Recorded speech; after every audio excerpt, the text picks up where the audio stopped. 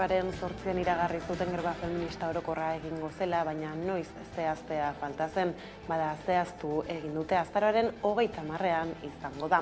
Euskal Herriko mugimendu feministak grebara deitu du bizitzak erdigunera ekarriko dituen zaintza eskubide kolektiboa aldarrikatzeko. Adierazi dutenez, horretarako ezinbestekoa da zaintza sistema publiko eta komunitario bat martxan jartzea. Eguerdion guztioi 12ak pasata iritsi da gurean gaur magazinari heltzeko unean, gaurkoan greba feminista hizpide denon bizitzak erdigunean izeneko prozesua egin dute azken urtean, zaintzaren auzia erdigunean kokatzeko eta gaia herriz herri jorratzeko. Azaldu dutenez, prozesu hori Euskal Herriko mugimendu feministako hainbat eragile eta norbanakoren artean abiarazi zen eta gaur arteko bidean kide gehiago batu dira.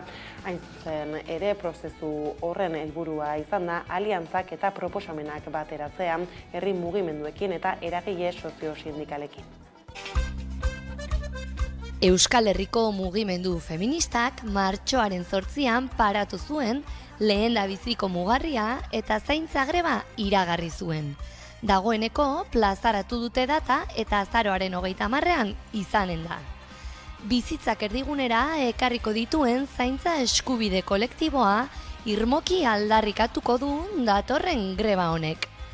Pandemia garaian aktibatu zen denon bizitzak erdigunean izeneko prozesua, zaintzaren auzia erdigunean kokatzeko eta gaia herriz herri jorratzeko. Gisa horretan euskal zaintza sistema publiko eta komunitarioa ezaugarritzen hasteko. Lanketa prozesutik abiatuta orain, zaintza eskubide unibertsala dela exigitu du Euskal Herriko mugimendu feministak, eta aldarri hori ardatz hartuz greba feminista orokor baterako deia egin du. Mugimenduaren erranetan, sistema publiko eta komunitario bat plantan ezarri behar da, zaintza sistema aldatzea, den aldatzea izanen delako. Gogora dezagun lehendabiziko greba feministak karrikak hartu zituela 2018an. Urte horretan emakumeek zaintzan, konsumoan, hezkuntzan eta lan arloan egin zuten planto. Orduztik zaintzaren afera paratu dute borrokaren erdigunean eta hori izanen da, hain zuzen ere, azaroaren 30ean grebaren baitan eginen duten aldarria. Agiri bat zabaldu zuten herenegun Hondarribiko alardean aldaketak egiteko proposamen batekin Saindua izeneko talde batek zabaldu du. Haien proposamena da, egun Andrerik onartzen ez duen desfilaren antolatzaileak alarde fundazioak leku egitea konpainia misto bati. Jaizkibel da egun Hondarribian ateratzen den konpainia misto bakarra, bakartuta desfilatu behar izaten badu ere, eta konpainiako kideek albistearen harira adierazi dute pozgarria dela, gero eta proposamen gehiago egotea emakumeen parte hartzaren alde, aldarri horren defentsan 26 urte daramatzatela gogoratu dute gainera. Esan dute aspaldiari direla elkarrizketa mahai bat galde egiten ere, eta bide horretan lan serio bat egiteko eskatu dute. Irailaren 8an Hondarribiko alardea ospatuko da betiko legez, baina aldaketa aroan gaudela argi dago. Udal gobernuan ere aldaketak egon dira, Abotsanitz plataformak eskuratu baitu aginte makila, eta badirudi alarde parekideruntz doazen pausoak ematen ari direla hondarribiarrak. Testu inguru horretan alarde misto egiteko proposamena egin du Hondarribian herritar talde batek. Alarde ofiziala antolatzen duen erakundeak alarde fundazioak sor dezala konpainia misto bat, konpainia misto bakar bat, hala nahi duten gizon emakumeen parte hartzea bermatzeko bertan. Soldadu gisa soilik gizonezkoak onartzen zituzten alarde tradizionalean urratsak ematen hasi direla dirudi. Proposamena sinatzen duten 60 lagunen zerrendako izenak ikusita betiko alardearen defendatzeak dira asko. Jaizkibelen kontrako protestetan nabarmendutakoak zenbait. Saindua proposamena deitu diote eta astelenean iritsi zen hondarribitarren buzoietara. Bertan diote gatazka luze bati irtenbidea eman nahi diotela eta inplikatutako eragile guztiei eskuzabaltasunez jokatzeko deia egiten diete jarrera desberdinen arteko lotura puntua aurkitzeko. Lotura hori zein den, bada alarde osoan ez baizik konpainia bakarrean parte hartzak gizon eta emakumeek parez pare. Alarde idealari amore ematea eskatzen die alde guztiei, baita alarde ofizialetik kanpo gizon eta emakumez osatzen den Jaizkibel konpainiari ere. Ildo horretan Jaizkibelek pozgarritzat hartu du albistea, emakumeen parte hartzaren alde gero eta proposamen gehiago daudela ikustea. Izan ere aldarri horren defentsan 26 urte daramatzate. Elkarrizketa mahai baten aldeko eskian ere aspaldi ari direla adirazi dute, eta lan serio bat eskatu dute bide horretan. Udalberriak begionez jaso du proposamena. Gatazka honen inguruan beste eragile berri bat sortu da herrian, eta konponbidean aurrera egiteko modua ematen du. Gizarte arloko gaiekin jarraikin, zenbat eta migratzaile gehiago atxilotu, orduan eta oporregun gehiago. Truke hori eskaini zien duela aste batzuk Espainiako poliziaren Irungo atzerritarren eta mugen brigadako buruak bertako komisariako poliziei. Agindua gero bertan bera geratu zen arren, migratzaileenganako poliziak daukan jarrearen adierazgarri izan zen gertakaria. Izan ere ez da Gipuzkoa eta Lapurdi arteko mugan migratzaileekin lan egiten duten elkarteek Frantziako zein Espainiako polizien kontrol arrasistak eta bestelako praxi txarrak salatzen dituzten lehen aldia.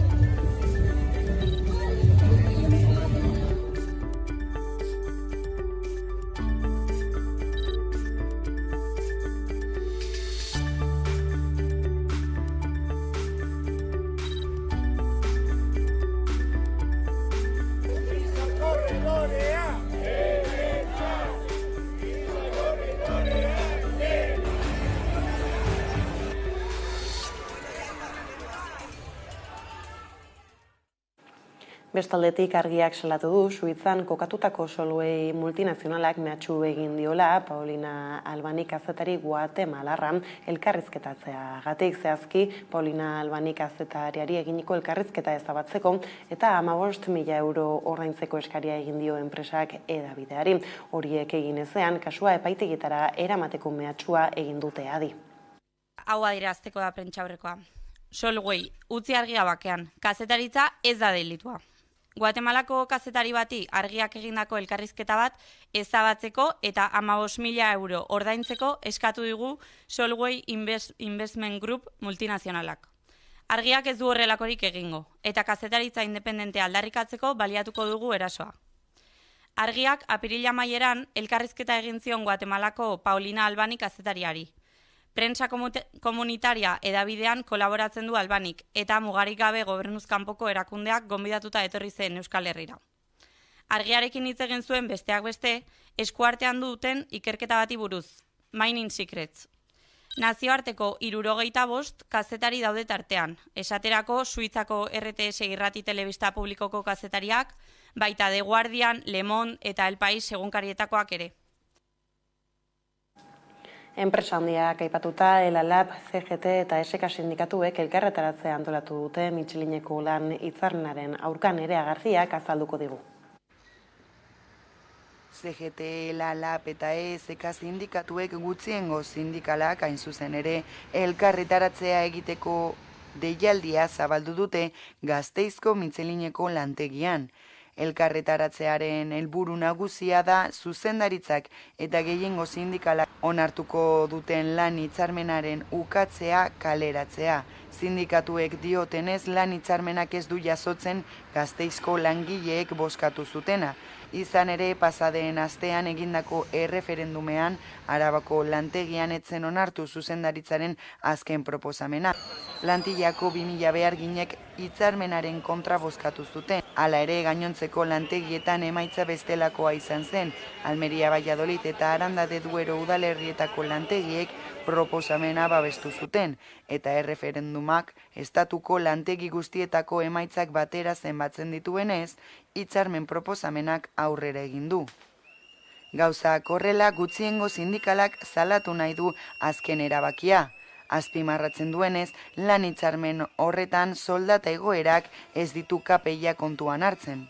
Mobilizazioekin eta grebekin aurrera pausoak eman ditugu, eta gauza batzuen artean KPIari soldata bermearen klausulaz hitzarmenean sartzea lortu dugu. Hala ere, mugatu diote igoera 2%, eta langileok KPI reala eskatu dugu. Elkarretaratzea asteazken honetan antolatu dute Gasteizko Mitxelineko lantegian eguerdiko ordu batean.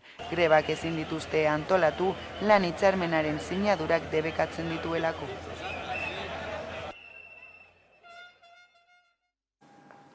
Ordea 8 urteren ostean hitzarmena eguneratuko dute Bizkaiko ehungintza merkataritzaren sektorean. Hala iragarri zuten atzo eta gaur sinatuko dute sektoreko ordezkari sindikalek eta Bizkaidendak eta Zekobi patronalek. Soldata igoeraz gain, lanaldia 8 ordu murrizteare adostu dute patronalak eta sindikatuek. Hau da 4 ordu gutxiago 2024an eta 4 ordu gutxiago 2025an.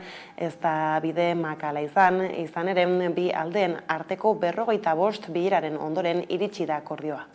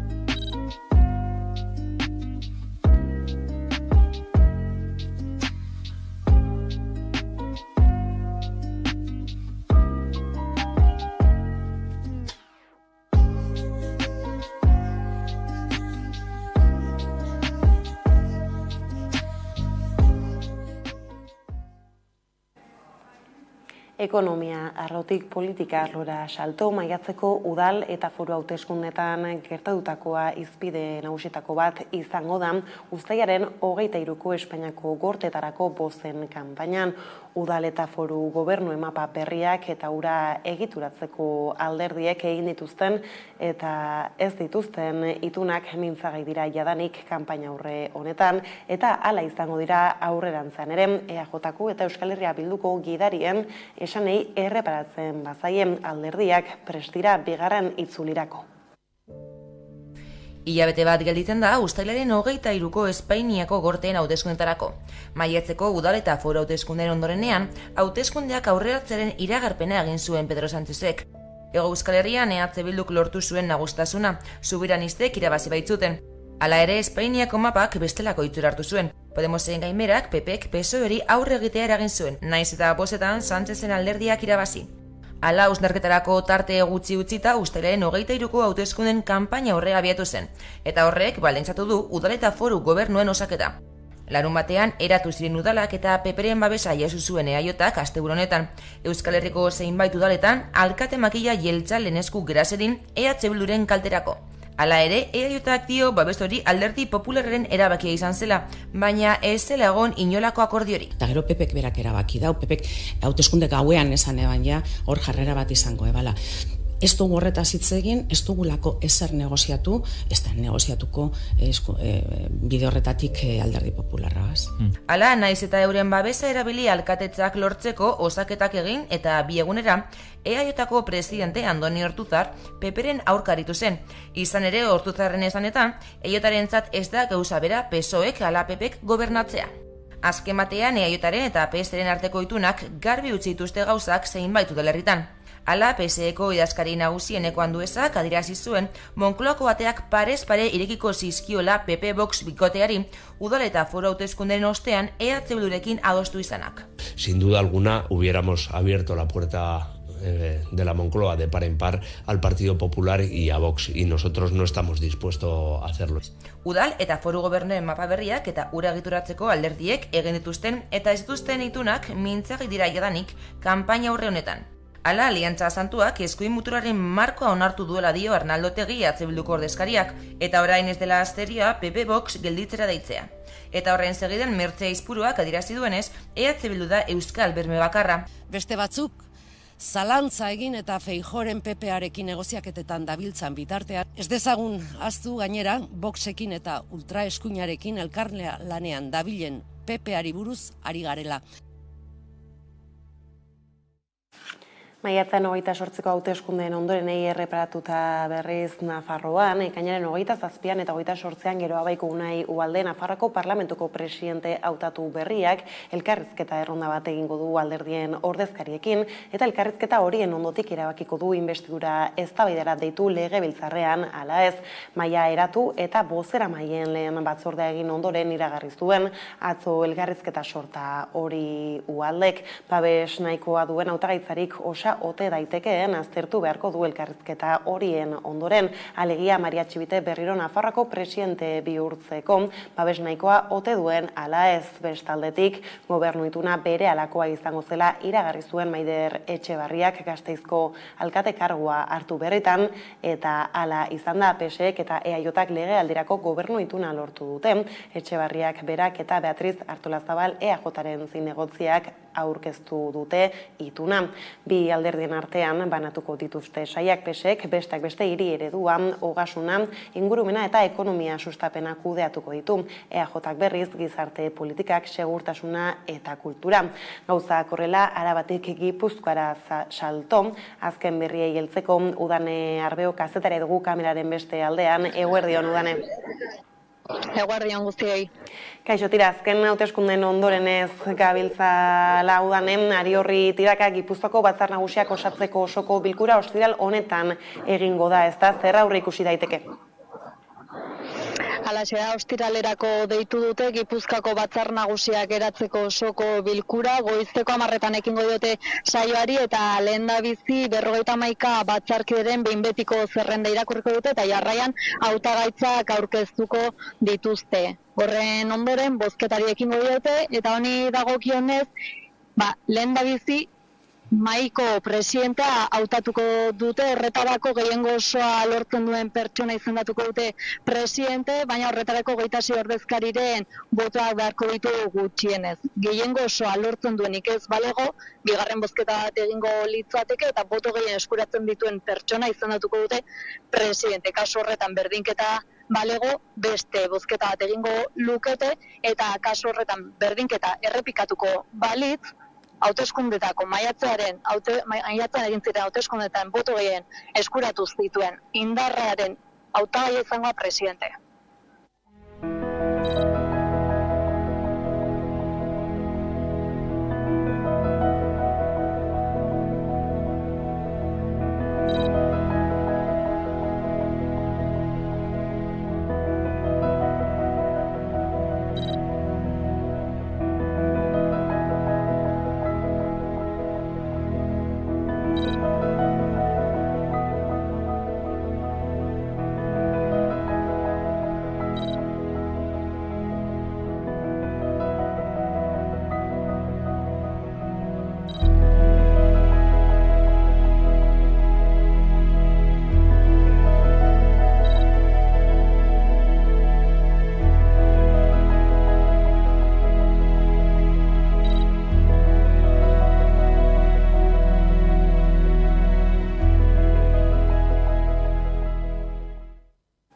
Ikusten dugunez, Zumaian zaude Udane, izan ere Gipuzkoako hondartza batzuetan bainoa debekatu dute Zumaian eta Orion kasurako pasaden astean zarautzen zer da kostaldean gertatzen ari dena?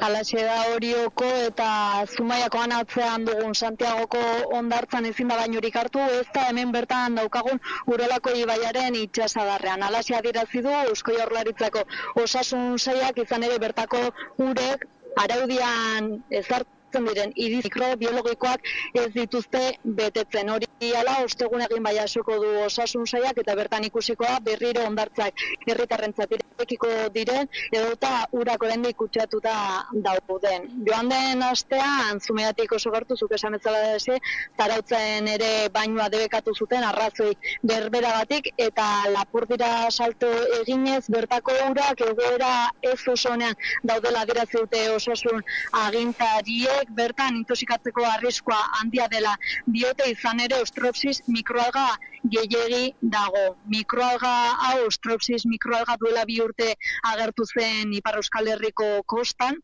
eta 900 bat lagunek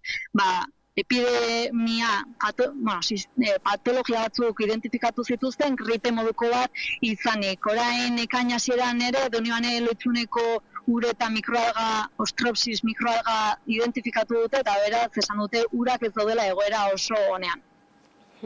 Gainera, eguraldira begira, Zumaian bertan atzo goizeko harri-jasak eragin zituen kalteak zenbatzen jarraitzen dute, izan ere, autoen beirak, eraikinetako erretenak, teilatuak eta argizurak zulatu zituen. Edonola ere, Euskal Herriko zenbait txokotan eguraldiak gogor jodu, ez da, Udane?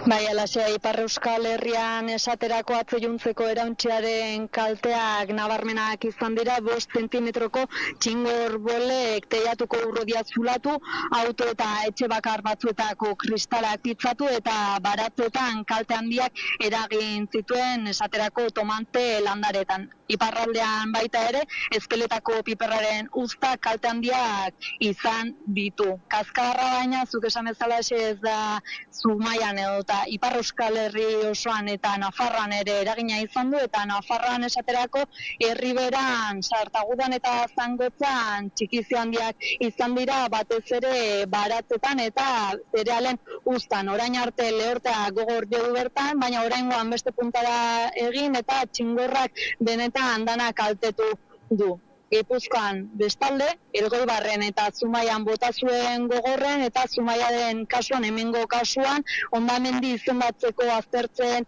ari dira, hori hala esan dezakegu aseguru etxeak lan handia dutela gaurkoan, eta horretaz ari ditu gara, Patxiko Irisarri Euskal Herriko nekazaritza elkarteko kidarekin, entzun dezagun. Aseguratu ez dutenak, ez dutela kalte ordainik jasoko, hori horrela da. Eta hor, zuk arrisku bat hartzen duzu, eta arrisku horrek hori dakar, ez? Beste kontua da baita ere, aipatu egin behar dela, aseguruak dirua irabazteko daudela, eta aseguru horiek oso garesti direla, eta orduan izaten direla urte batzuk, nun nekazariak erabakitzen duen, ez aseguratzea, dirutza batzuk jarri behar direlakoz. Gero, ordea, tokatzen baldin bazaitzu, ordeako lehorte bat, zeo zer berreskuratzen duzu, baino ez guztia, noski. Ondo da, Udane, bada adi izango gara aipatu dituzu netara hemen utzi behar dugu konexioa, mila esker eta hurrengora arte. Primeran beste bat arte. Orain ordea kultur arlora egingo dugu salto, 20 urte bete ditu aurten zinegoak LGTBIQ+ zineman, eta arte eszenikoen Bilboko jaialdiak eta urte hurren biribila ospatzeko aldaketa txikiz betetako egitaraua prestatu dute. Julen Nafarratez zinegoak jaialdiko komunikazio arduraduna dugu kameraren beste aldean, eguerdion, Julen. Haupa, eguerdion, bai. Tira, ezer baino lehen zorionak zinegoak jaialdiari urte hurren borobil honetan 20 urte harin esaten da, baina ez da edonolako kontua. Nola heltzen zarete aurtengo edizio berezi honetara? Oso pozik egia esan, guretzat ere apur bat urte hurren berezia da, normalean negu giroan ospatzen dugulako gure jaialdia, txamarrekin eta holan, eta aurton uda giroa, eguraldia aldatzen bada apur bat behintzat, eta egia esan, urtero bezala oso egitarau anitzea antolatu dugu, 50 jarduera baino gehiago dekoguz, proiekzioak, solasaldiak, jaiak, arte eszenikoak, proiekzio bereziak, nazioarteko gonbidatuak, orduan, ia dena prest, asteburu honetan bertan lehenengo jarduerekin hasteko. Hori da ez, baina aipatzen zenuenez, aurten martxoan egin beharrean, ekainan izango da jaialdia ez, ofizialki jaren 26an hasiko da, uztailaren 3 bitartean, aizta aipatzen zenuenez, ez lehenago ere badirela hainbat ekimen, zer berrikuntza gehiago dakartza aurtengo aldi honek? Beitu, aipatu duzun bezala, astelehenean emango diogu hasiera eta, Arriaga Antzokian antolatuko dugun inaugurazio ekitaldian, ja agortzen ari ditugula sarrerak, eta hor izango dugu, Kiki House of Anunnaki, Eusko Princess, proiektzio bat bai, beste sorpresaren bat ere bai, eta gero hasiera emango diogu hurrengo astelehenetik hasita, programazio guztiari, eta jarduera pilo bat dekoguz, gure ohiko aretoetan, Bilbo Rocken, Golem Alondigan, Bilbao Arten, gero jaiak ere bai, noski, azkenean gure jaialdian ere beti egoten dira oso presente, eta urten nahi bidez urrengo ostegunean txokolate remix izango dugu, reggaetoi feminista, arte eszenikoekin lotuta ere bai, hainbat antzeslan hor ikusten ari garen adibidez Kitxaro taldeak bete dituela 25 urte eta identitarteak euren obra berria estreinatuko da, baita ere gure garaian, dantzertik prestatu dauena, Esaiozu X Pabellon 6-en, hauza pilo bat. Hori bai, ekainaren 28an, arratsaldez, hor etenaldia egingo dugu, eta hor bat egingo dugu ekainaren 28ko koordinadorak antolatutako manifarekin. Azken batean, asko daukagulako ospatzeko, baina asko aldarrikatzeko ere bai. Bai ez, eta esatea egitarau zabal eta erraldoi hori kuskusatzerik badagoela sareetan, eta esan duzunen arira bereziki identitate aldakorretan jarri duzu aurten arreta nagusia, zein da aurtengo zinegoaken xede nagusia? Bai, hori da, azkenean gurea zine jaialdi bat da, baina ez da ohiko zine jaialdi bat, gure helburua da gizartean eragitea eta ikusentzunezkoen bidez, hori, saiatzea apur bat, sexu anistasuna, genero anistasuna zabaltzen, ez? Eta hori aldarrikatzen.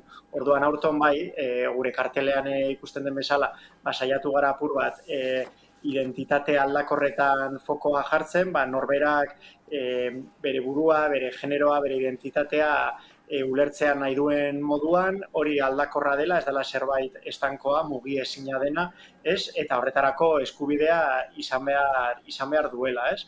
Orduan, saiatu gara hori aldarrikatzen, eta gero beti bezala, zinegoak nik uste balio dauela jende askorentzat bere begirada zabaltzeko, ez? Azkenean, gure jaialdian istorio ugari izaten ditugu, agian gure egunerokotasunean izaten ez ditugun istorioak, errealidadeak, eta laguntzen dauela gure begirada zabaltzen, eta nik uste oso modu entretenigarrian gainera ikusentzunezko eta zinearen bidez. Eta gauzak horrela direla, aurtengo orezko saria Angeles Cruz zinema gile, gidoilari eta aktore mexikarrak jasoko du, ezta? Bai, hori da. Ikuspegi indigena saiatu gara jaialdi guztian txertatzen, ez? Fin labur eta fin luze ezberdinetan.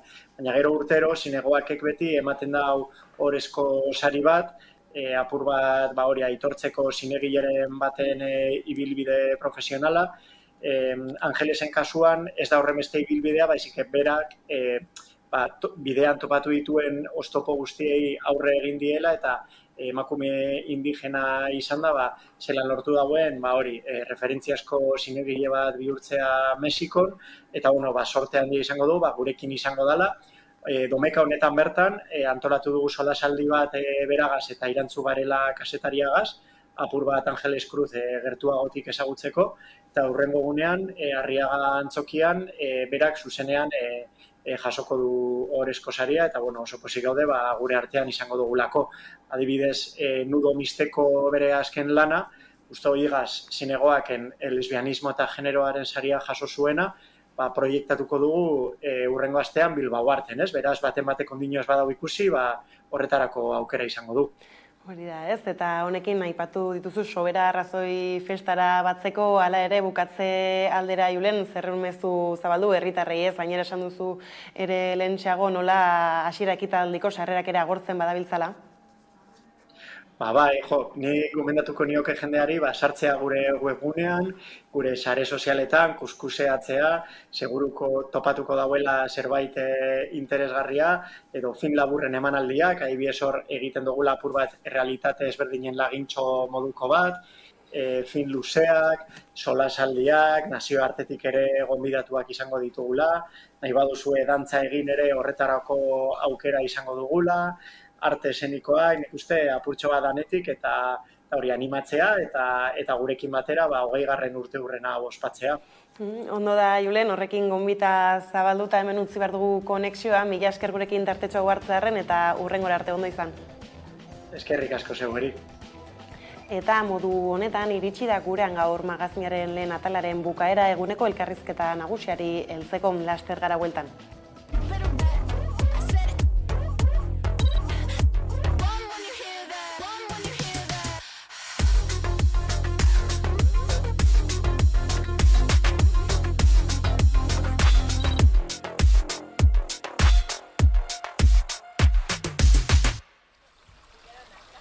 Me di cuenta que el guión iba por el lado de la sexualidad de las mujeres, ¿no? De las mujeres de mi comunidad. 1, B, 2, toma 1. Marca. ¡Y acción!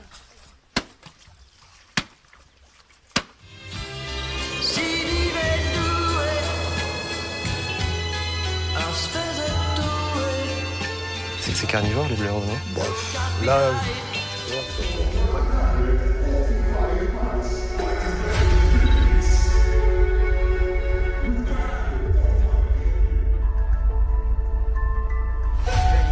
Both as a woman, psychologically, as a filmmaker, all the employment discrimination that I suffered continues.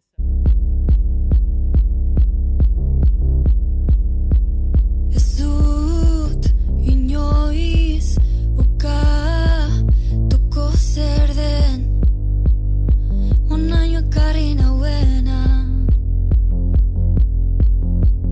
ez dut inoiz atzen duko nor zen hain gerutzan ninduena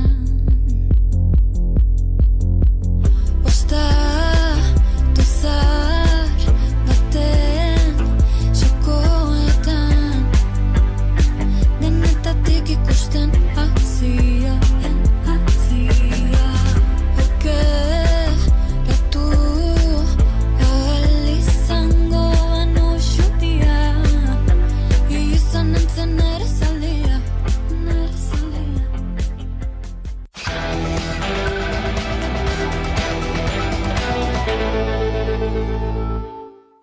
Bada, 12 pasata iritsi zaigu eguneko elkarrizketa nagusiari heltzeko unea, horretarako hemen dugu gurekin Nekane Artola ikastolen elkarteko lehendakaria.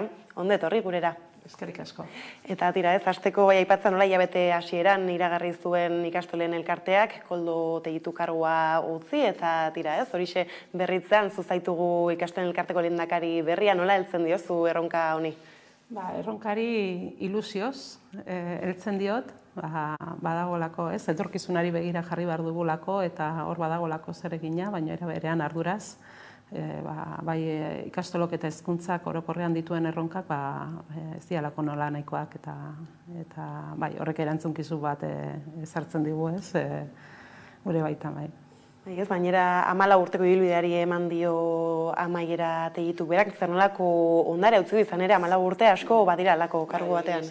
Ekarpen izugarria egin dut eta hemendikan ere eskerrak bidali nahi dizkiote Koldori egin duen ekarpenarengatik eta bai bere ekarpen nagusia nik esango nuke alde batetik ez, Euskal Herriko ikastolak Europar Kooperatiba bera,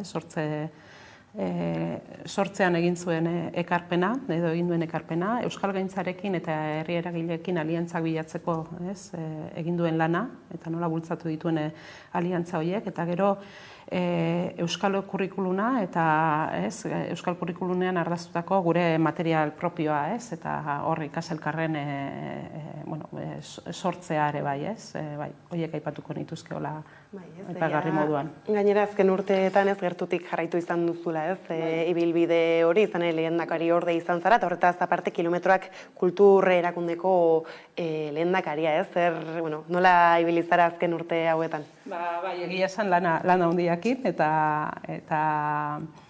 Eta azkenian kargu hauek, badakizu, kargua dira, baina konpromisoa ere eskatzen dutenak, eta horri bili naiz alik eta txukunen, ez? Nire honena emanez, jakinda ere, hankasartzeak beti egiten ditugula, eta katxak ere, baina bidelagun oso onak izan ditut onduan, eta ditut, eta beraz, beraiekin ez, ikastolak barru-barrutik ezagutzeko aukera izan dut, eta egia esan, eskertuta nago oso, azkeneko urte hauetan egindako lan horregatik, bai.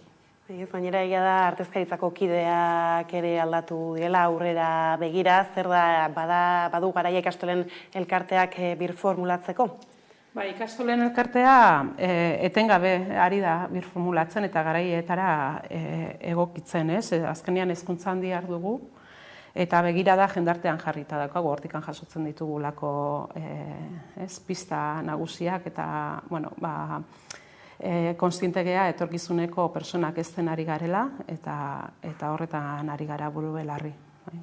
Baina horretaz aparte egia da, ez? Nola azaltzen zenuten lurraldetasuna aintzat izan duzuela, postu berri hauek berritzerako, orduan honek badu berebiziko garrantzia ikastolen elkartean, ez da? Erabatekoa. Egia da, ez, aipatu da bezala, ez, koldok egindako ekarpenetan edo badagola bat Euskal Herriko ikastolak, ez, Europar Kooperatiba osatzea, 2009an osatu zana, eta horrek ekarri du, dinamika, ez, nazional bat ekarri du gure baitan, ez, egonkortu da, baina batez ere antolaketari begirakoa izan du da ekarpen hau. Eta orain, nik uste dut, badagokigula ere, proiektu amankomuneak, ez, amankomunei indar gehiago ematea, jakinda, ez, administrazioek ezartzen dituzten mugak eta sistemak ezartzen dituen mugak zailtasuna dituztela, baina era berean ikusten dugun ez ere Euskal Herriaren kontzeptuan atzera pauso bat eman dela, uste dugu guk egin dezakegun ekarpena oso interesgarria dela, ez? Ipar zeinego, ez, elkarrekin pentsatzen eta egiten astea ez nuke esango, ze egiten ari gara, baina gehiago egitea, ez? Horretan sakontzen jarraitzea. Eta egia da ez, baina kargu hauek baina, badirela artezkaritzakoak ez, trantsiziozkoak, zer nolako prozesua murrilduta zaudete ba? Egia da, orain ez, 7. batzarraren prozesuan murgilduta gaude, eztabaida nagusia eta gogoeta nagusia datorren ikasturtean etorriko da, eta 7. batzar honek ekarriko du estrategia bat definitzea. Eta estrategia definitzarekin batera, plan estrategiko bat ekarriko du bere baitan, eta gero aurrera begira, lidergoa eramango duen taldea orduan ere erabakiko da. Plan estrategiko hori lideratuko duen talde hori. Baina egia da bihar izena duela prozesuak, ez hasieran ere aipatzen zenuen, ez, etorkizuneko erronkei erreparatzeko garrantzia, ez. Orain ez, behintzat oraingoz naizta zehazteke, eta ez, aurrerago 2024an helduko diren prozesuaren emaitzak, ez, zer erronka nagusi nabaritzen dituzue? Egia da, ez, ekarpena aldi oro egiten ari garela, ez, aipatu dut ikastolak eta egokitzapenerako gaitasuna, ez, demostratu dugula, baina egia da ere, egungo jendartea oso azkar aldatzen ari dela, ez, eta aldaketa horien aurrean guk ere, ez, kokatu behar dugula, eta gure ez dakit ekarpena moldatu edo egokitu behar dugula, eta ikastolok beti izan dute, ez, egokitzeko gaitasuna, bere nortasuna ahalik eta gehien mantenduz, eta hezkuntzak, ez, jendartea ulertzeko oinarriak ezartzen ditu, eta horretan jarri nahi dugu indarra, ez, ulertuz guk baditugula berezko erronka batzuk, eta diala euskalgintza, euskalduntzea barkatu, euskal kulturaren transmisioa euskal kurrikulunaren bidez, bai, kolektiboa, gure herriarekin eta herriarentzat egitea, eta horietan sakontze bat tokatuko zaigu eta Euskal Herriko ikuspegitik noski. Eta baita ere, oroar, berrikuntza eta arloan sakontze bat ere. Horrek izango liatezke aitzen dudanez ardatz nagusiak, ez da, prozesuarenak? Horiek izango lirateke, jakinda erronka potoloak dituela, ez, jendarte honek eta horren ematen dira jaiotze tasaren jetxiera, kultura aniztasuna, erantzun behar diogu herri bezala, erantzun behar diogu, hezkuntza bakarrik ezin duen, baina hezkuntza bada hor eragile, oso, ez dakit, esanguratsua edo hor egon behar duna, aldaketa hoien aurrean eskaintza bat egiteko, eta guk ikastolok gure konpromisotik emango ditugu urratsak etorkizunera begira ere bai. Antzeko arratzei begira ere badabil garatzen hilabete hauetan hezkuntza legea bera, hasieratik ekarpenak egiten aritu zarete ikastolen elkartetik ere, zer espero duzu edo zer eskatu alderdiei? Alderdiei arduraz jokatzeko eskatzen diegu, eta asko dagolako jokoan, eta ausardiz ekiteko garaia dela uste dugu. Egia da, egun dagoen hezkuntza sistema eraldatzeko ahalik eta lege hoberena nahi dugula, behintzat ikastolen elkartetik. Euskal hezkuntza sistema propiorako oinarri batzuk izango dituenak, edo oinarri sendoak ezarriko dituenak, eta aldela ahalik eta zehatzena izango dena, bai. Lege batek ezin baitu, aldiro dagoen gobernuaren irizpideen baitako interpretazioaren esku, Orduan horregatik esaten dugu oinarri sendoak behar ditula eta zehaztasuna behar ditugu. Eta espero dugu ere gure sarearen aitortza bat. Eta ikastolen ereduaren hainbat ezaugarri kontuan hartzea, ikastolak azkenean autogestioan eta autoeraketan ari gara, non langileekin batera familiek ere badugun, erabakigunetan parte hartzeko aukera, artezkaritza kontseiluetan eta batzarretan noski, batzarren bidez, eta horrek ere gure autonomia garatzea ahalbidetzen du. Orduan uste dut hor badaukagula zer eskaini, baita euskalgintza, kultur eta gizarte eragileekin ditugunez lankidetzak edo administrazioarekin baritzen gara elkarlanean ere, bai erkidegoko hezkuntza sailarekin, baina baita udalekin ere, beraz gure eredutik dugun honen jasota gelditzea nahiko genuke. Eta badagoelako, eta guk ere aldarrikatzen dugu, eta nik uste dut ere koldok ere hortan ere egin dulak publikotasuna beste modu batera ulertzeko nahia edo badugulako, eta horre hezkuntza zerbitzu publikoaren kontzeptuaren guretzako berri ona dana, hor aipatua izatea eta gainera zehaztuta azaltzea. Egia da badirela hainbat hildo hezkuntza legearen baitan, ikastolen elkartek bakarrik ez, beste hainbeste eragilek ere ez bat egiten dutenak, ez izan esaterako euskararekin, euskalduntzarekin, zer nolako garrantzia izango du, ez? Zuenak bezalako proposamenak aintzat hartzea edo ez dakit esaterako horixe euskalduntzarekin lotuta, etorkizunera begira zer garrantzi izango dute halako legeek? Hain justu, esango nuke garrantzia handia izango dula eta izan beharko lukela, bai? Ezarri beharko lituzkelako, esan bezala, hainbat oinarri eta helburu eta berme ere, ez? Egia da, azken urteotako ebaluazio diagnostikoen emaitzak ez direla oso gure gustukoak izan, eta gure baitan bai larritasuna edo piztu da, eta ezagutzan, badakigu ezagutza azten ari dela, baina kezkatuta gaude erabilera eta kalitatearengatik. Orduan, horretarako hezkuntza eremuan behar dira erabaki ausartak hartu, eta horre proiektuan ikusi dugu.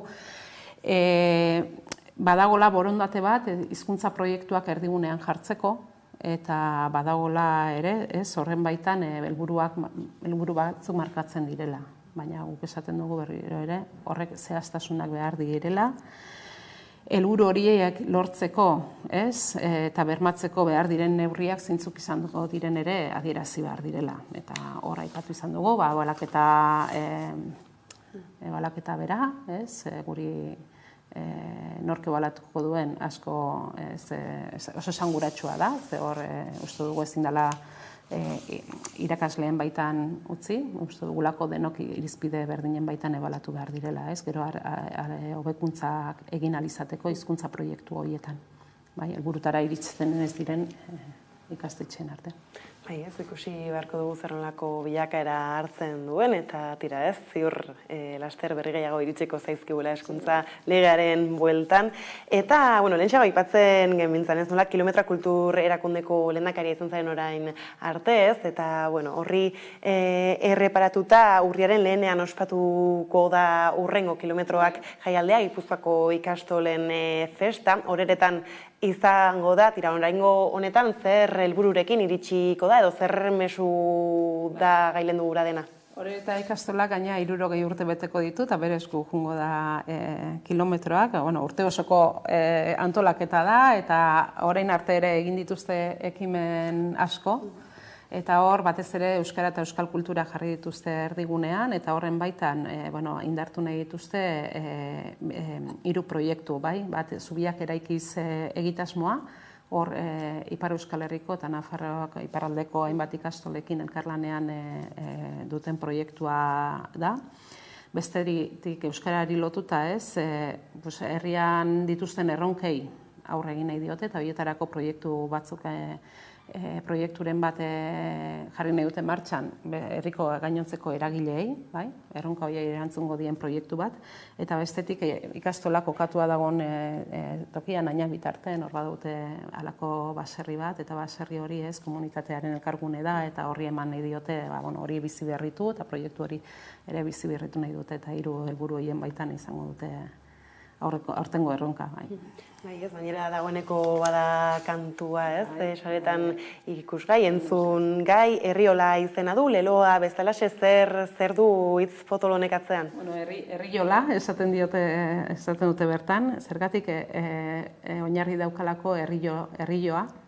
Herrioa da, ez da ibaia, herrioa da, arbasuek ala zioten, itxasoaren gertutasunetik gertatzen den halako fenomenoa, zeharkatzen du hiria, ibaiak, baina badauka mugimendua, mareak gora eta bera egiten dulako, eta gainera, beti ez du aldarte bera, orduan, hor badago mugimendu bat, eta noski ibaia egotea edo herrioak egotea zubiak eraikitzera ere, behartzen ditu gaitu, eta gainera jolak badira, garai bateko egurrezko ontziak, txalupak, eta horiek herrioan gora eta bera ibili izan dira, eta olak, eta faktoriak, herrioaren bi aldetan kokatuak izan direnak, sormena, eta jarduera biziko herria dela adieraziz. Orduan, 3 kontu horiek kontuan hartuta, eta herria ere izan daitekela beste bat, azkenian da herrioaren magalean sortzen den faktoria hori, bere uraren mugimendu horrek eta gazigozoak eta zubiak josten dituen komunitate bat, Beraz horren argazki ere izango da festa bera. Eta hortaz aparte akordatzen nola, Ondarroan izan zen ibilaldian bestaletik, bertan nagusitu zen mezutariko bat, bazen bultzatu beharra aisialdian ere, euskara sustatzearena bera, nola gazteak eskolatik irten, eta gian ikusten gabiltzala, eta lehentxeago ere aipatzen zenuen datuetan, nola jakin bakiun euskaraz iziten, baina erabileraren datuak txarrera, edo behintzat berantz badoa zen, zer nolakoa da, nola erreparatzen diozue gazteek euskarekin eta euskal kulturarekin duten harremanari? Egia da, hor erronka potoloa dugula, beste bat, hizkuntzarekin lotuta, eta ez hizkuntzarekin lotuta, baizik eta identitatearekin lotuta ere gaur egun teknologien edo gazteek harremantzeko dauten joerei erreparatuta eta teknologiak nola sartu diren ikusita, hizkuntza eta kultura hegemonikoek indarra handia hartu dute, eta orduan ikusten dugu hor badagola eremu bat jorratzeko erdigunean jarri behar duguna eta denok batera, nik uste hor bertatik sortu behar ditugula hainbat baliabide eta gainera erreferenteak eskuragarri jarri behar dizkiegula gazteei. Horretaz gain, hezkuntza ez formala, aisialdia daukagu hor, eta hor nik uste badala garaia eta aipatu dugu ezagutza, handitu eta hazidan honetan, eta egun gure gazten gehiengoak eta umeen gehiengoak euskeraz badakien horretan, aisialdia eta hezkuntza ez formala erabat euskeraz izatearen beharra. Eta horretan hezkuntza bakarrik ezin du, eta hor administrazioek ere badute bere ardura, eta administrazioek eragileek eta denak jarri behar duten dira. Baina bada garaia, aisialdi eremu hori ere euskaraz eskaintzeko. Gure aldetik ari gara, halako proiektuak bultzatzen, badaukagu hor proiektu bat, Arikala izena duena, non lurralde ezberdinetako ikastoletan Euskal Herri osoan ari garen, Euskaltzaindiarekin batera ari garen, eta Oezirekin batera ari garen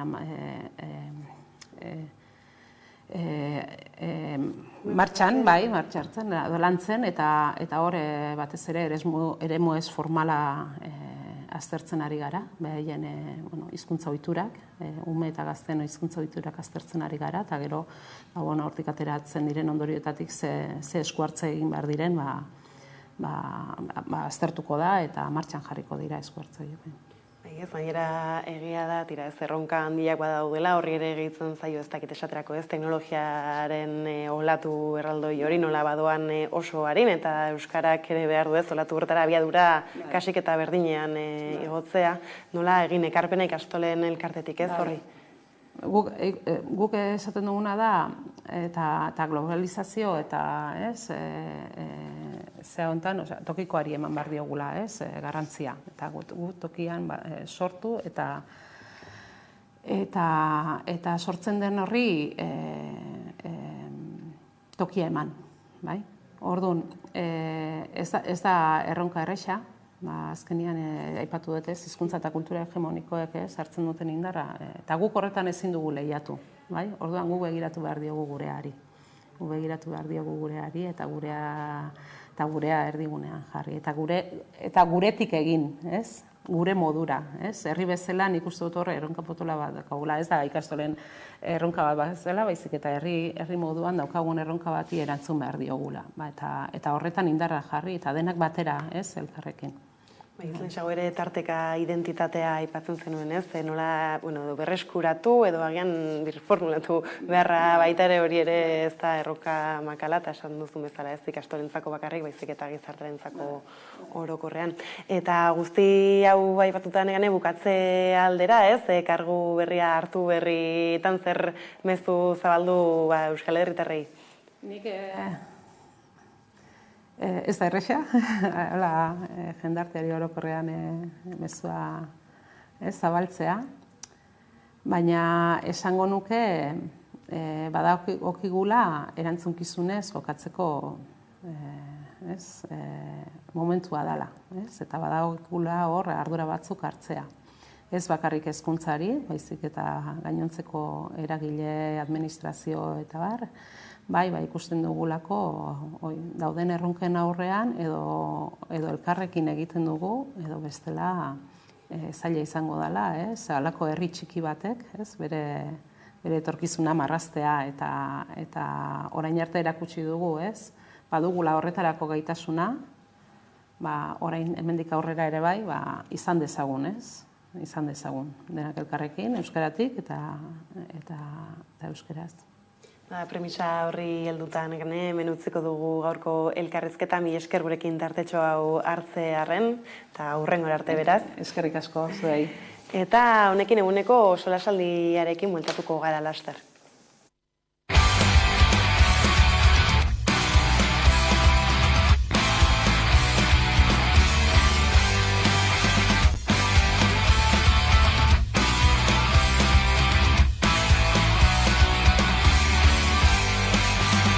Bueno, egia da, Pirineoko herri hauetan kotxeak nahiko garrantzitsuak direla, ez dugulako olako beste medio publikorik mugitzeko. Bakarrik dugu autobusa Iruñera egunean behin joan eta egunean behin buelta. Eta gero duela 2 urte jarri zen martxan plataforma bat, kudeago izenekoa kotxea konpartitzeko, eta egia da adibidez Erronkari barrean ez duela oraindik arrakasta handiegirik izan, baina beste herri batzuetan bai. hemen azkenean garraio hori gabe, herri askotan ez ditugu zerbitzu guztiak, herri gehienetan, orduan nahita nahiez mugitu behar gara.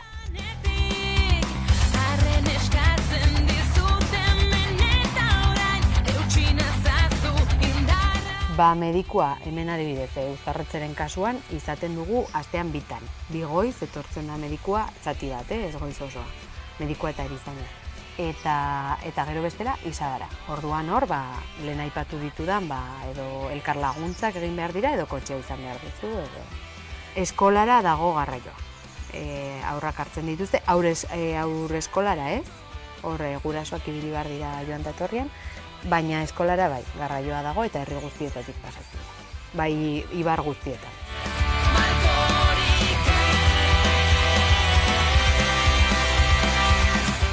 Nahita nahiez, jarraitu nahi baduzu ikasketekin Iruñera joan behar duzu 16 urterekin. Orduan, esan dezakegu, Iruñetik gauden distantziara egonda, ezin dugu joan eta etorria egin, eta orduan esan dezakegu 16, 24, 25 urte bitarteko gazterik ez dagoela astetartiz hemen.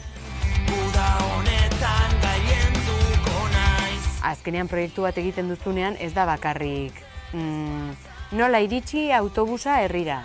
Hartzen ditu bere gain gauza pila bat, errepiden kontua, infrastrukturen kontua ez, eta orduan, ideia hori Nafar gobernuan sartu eta lantzen den arte, oso motela da gaia. Gero, nik uste dut ere, lortu dira, adibidez, denda batzuk ireki dira, nabe industrialen bat sortu da, laguntzak daude, enpresa txikientzako, jarraitzeko Ibarrean. Gauza batzuk mugitu dira. Eta behintzat bada departamentu txiki bat Nafar gobernu handiaren baitan, baina baduzu nora jo ere, eta orokorrean laguntzeko prest daude beti. Orduan, nik uste dut behintzat agenda politikoan hor txoko batean baina badago, Pirinioa, eta oso positiboa izango litzateke Nafarroako beste lurralde edo guztiekin hori egin ahalko balitz.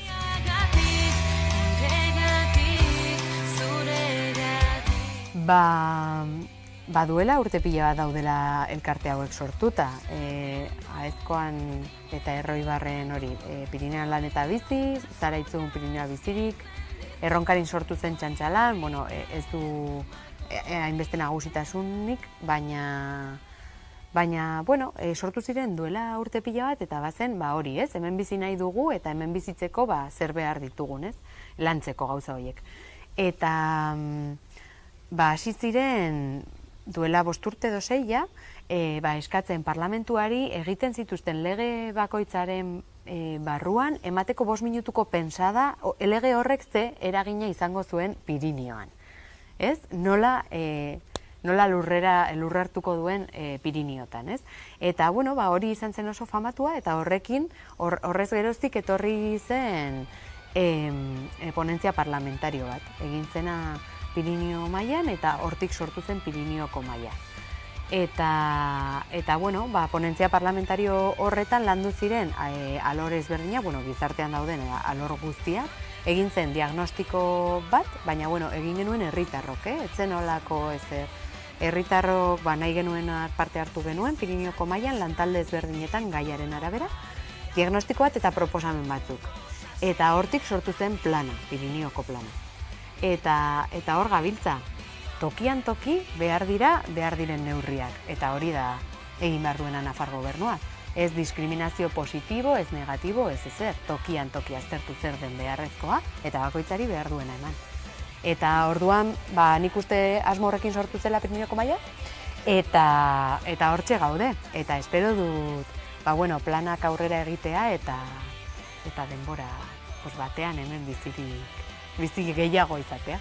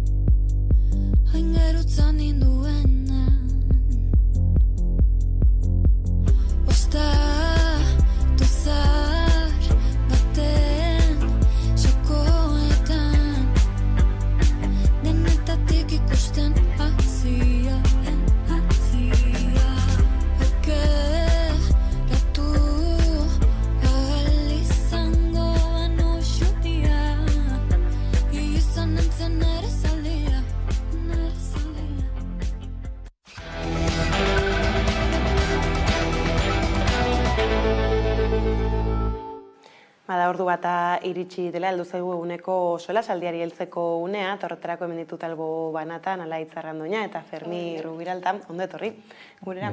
Eta hasteko etxe bizitzez, arituko gara izan ere, etxe bizitzen prezio garestiek burbuia berri bat sortzen ari direla salatu zuen atzoko egunean elak, txosten bat garatu du informazio ezberdinekin, guztiak igiezinekin lotuta, badaukagu bideo bat xetasun gehiagorekin eta helduko diogu gaiari. Etxe bizitzaren arazoa gero eta larriagoa da Hego Euskal Herrian. Etxea erosteko eta alokatzeko prezioak etengabe hasten dira. 2022an 1001 etxegabe egin ziren.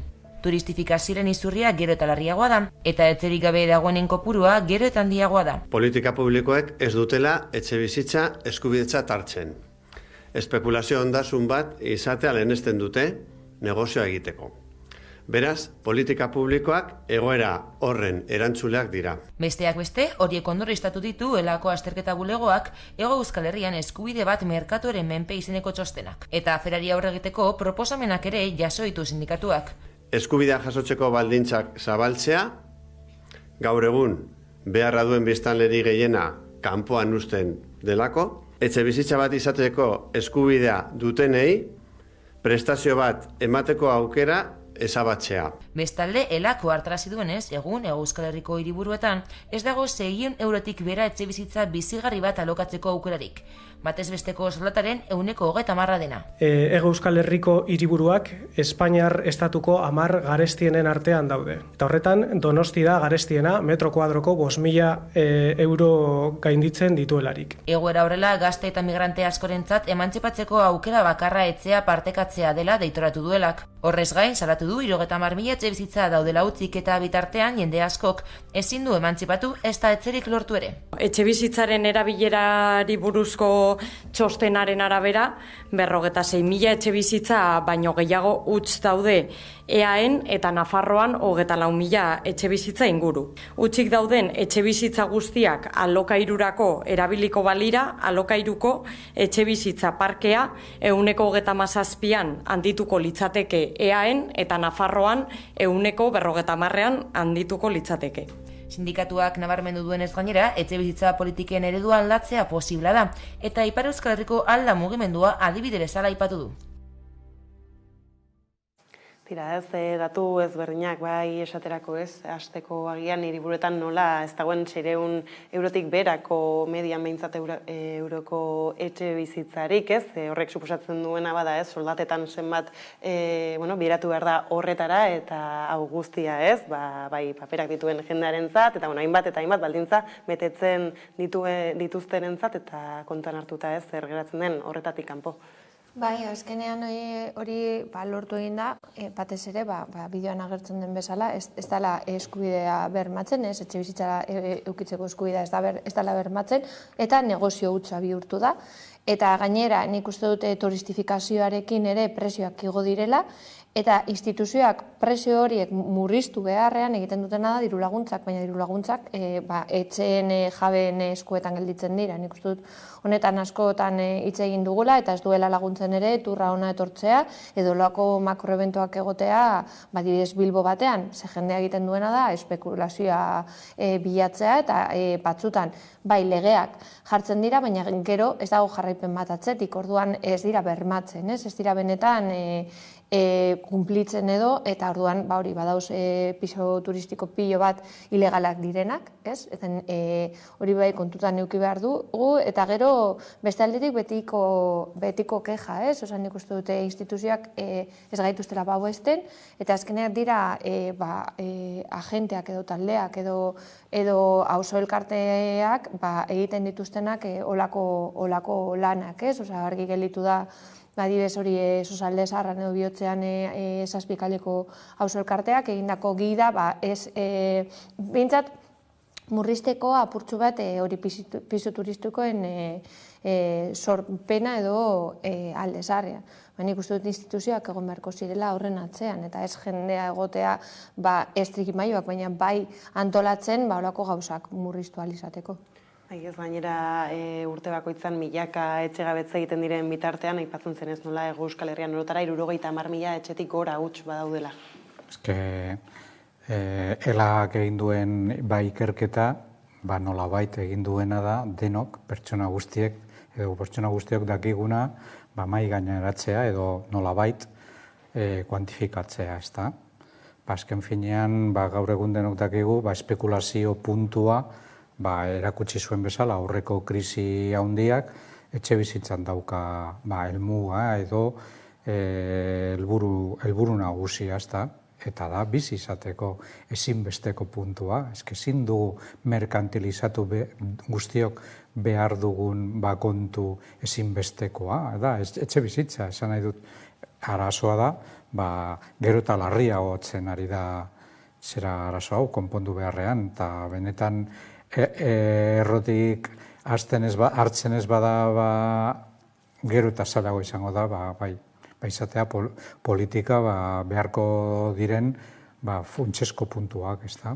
Eta gainera nik uste dute etxe bizitza bera, eragina daukala gure osasunean, ez? Dinot, ez da gauza bera egotea etxe bizitza duin batean bizitzen, edo zetasuna daukan etxe bizitza batean, edo bideoan agertzen dena, ez? Zenolako bizi proiektuak sortu aldituzu, partekatu behar baldin baduzu, edo, dinot, ez dauz, etxe bizitzak gaur egun behar dituzten jendearentzako, dinot, lehen agian zentsua zeukan eukitzea etxe bizitza bat, ez dakit nola esan, en plan, bi gelatik, bi gelakin, ze jendea, hori, umeak eukin nahi zituen, edo, ez dakit zer, edo gaur egun, igual, jendea bakarrik joaten dela bizitzera, edo lagun batek edo, baina nik uste dut bebai, eredu hori ere aldatu behar da, ze familia eredua ere aldatu da, eta nik uste dut etxe bizitza bebai, aldaketa bat edo moldaketa bat egon beharko zen prezioak bebai egokitzeko, zezuk ez duzu behar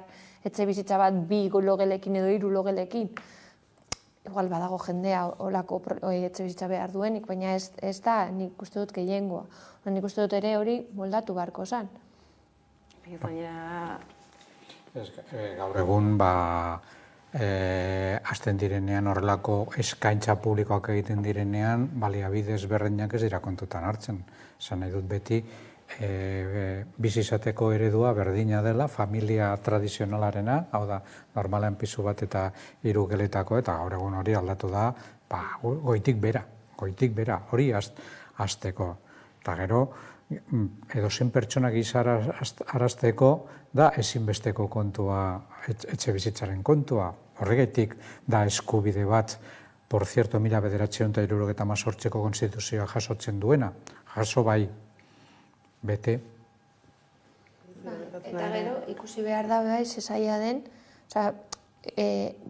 migrantentzat, olako eskubideak bermatza. Ez bakarrik dirua ez daukatelako edo diru behar den dirua kopurua ez daukatelako, baizik eta gero dago arrazismo bat atzean, eta jendea ez dago pres alokatzeko edo zein pertsonari, ez? Eta beba igual gaztea baldin bazara, bebai, behar duzu ia gurasoen babesa, ez dute esaten ordaintzerakoan, baizik eta ikusi behar dute daukazula pertsona bat atzean bermatuko duela lokairua ordainduko duzula. Ordan nik uste dut gero eta zailago ipintzen da, eta ere ez du laguntzen kanpotik etorritako mezuak, ez? Dinot, seguritatea behar dela, ez dakizer, okupazioa, zelan erabili duten hitz tosiko bat izango balitz moduan. Ordan nik uste dut dana jartzen dela negozioa egitaren mesedearen alde, ez? Baina, lehen xagoagian lotzen genituen ere kaleratzeak, ez, etxe bizitza bat erosi eta ordaintzen bukatu ez duen, ez, sektore horretan eta egia da aipatzen dela, ez, hemen ere nola 160 badirela alokairuekin lotutako kaleratzeak eta hor ere, ez, badirudi aldaketa bat eman dela. Ematen du, 2007ko krisiarekin zerbait aldatu dana, pasatu da arazo gordina erosketetan izatetik alokairuetan izatera, ez da, nolabait aldatu egin da arazoaren perfila. Baina nik uste dut hori da perfil gainetikoa eta azken finean zelan areagotzen dela arazoaren izpilua, ez da. Gero eta sektore, gero eta pobrezituagoak eta gero eta gehiago daudela horrelako sektoreak. Gainera inbizibleak bihurtzen dira zenbait auzo benetan hirietan eta jende gehienak ez dakigu hori pobre horiek arrazitua dagoen populazioa benetan zelan bizi daiteken, hori ez da gizarteratzen, hori ez da agertzen komunikabideetan, zelan bizi behar den hori dalata, ez da? Nik uste hori pandemia garaian bai ikusi zen, edo behintzat batzuk susmatu genuen gauza bat bagenekiela, zelan bizi ziren pertsona batzuk Bilbon bertan, zain bat osoetan, eta zenbat jende zegoela apilatuta etxeetan, eta nik horregatik dinot, azken finean etxe bizitza eskubide bat da, baina gainera eske beharrezkoa da osasun ona aukitzeko. Orduan nik hori kontutan hartuko nuke batez ere lehentasuna emateko. Zan ere asaltzen zuten nola 13% igo diren kaleratzeak Araba, Bizkaia eta Gipuzkoan, Nafarroan orain artekoak doble usteot zela datua bera, eta aipatzen zenutenaren aritik horretan 60% bai atzerritarrak zirela guztiak, eta orduan ikusten da nola kalean bizirenen kopurua ere gorantza doan egoerak bere horretan jarraitzen duela. Atzerritarrak edo hemen ja bertaratuak edo nazionalizatuak direnak, baina egoera berdinan daudela, esan nahi dut, nolabait, egia da, horren arazoa gero eta larriagoa da, eta sortzen ari da sektore konkretu baten, baina hunditzen den sektore horretan ere, ez da? Azkenean, azken bola honetan hitz egin dugu, nola Deustuko Herriberan egon zen hor kaleratze bat, poligonetatik atera zirelako 13 pertsona uste dut izan zirela. Gero ikusten dugu egunerokotasunean nola jendea ezin duela bere bizi proiektua aurrera eramaten, adibidez zapatu honetan gertatu zen ararekin lotuta, nola manteroei kendu zieten beraien, ez dakit nola esan, beraien materiala, eta klaro, materialerik gabe ez daukate sostengua jarraitzeko bizitzen, eta jendea ez da konturatzen ari ze garrantzitsua den behintzat mantentzea gauzak, horren ikuste dute behait inkladoetatik botatzen dituztenean, hori kalean bizi direnak, kentzen dizkiete bai mantak, bai losakuak, koltsoiak, eta ez gara konturatzen ari hori da daukaten bakarra bizi ahal izateko, nik uste dute egiten dutela bai botatzeko Bilbotik, eta baita ere ikusten dutela multa bat jarrita hiekin solventeak direnez, ez egoela esen egongo erantzunkizunik edo. Baina nik uste dut lotxagarria dela eta nik uste dut salatu egin beharko dela behin eta berriro. Sakratua eta gordetzeko kontua den bitartean beste gauza batzuetan, hoiei kendol zaizkie bere gauzak, erraz. Baina esan genezake honekin ere politika publikoek azken finean edo ematen du ondasuna, baina espekulazioarekin lotutakoa bakarrik hartzen dutela aintzat, eta honekin bezala eskubide geroz eta pisu gitxiago badutela.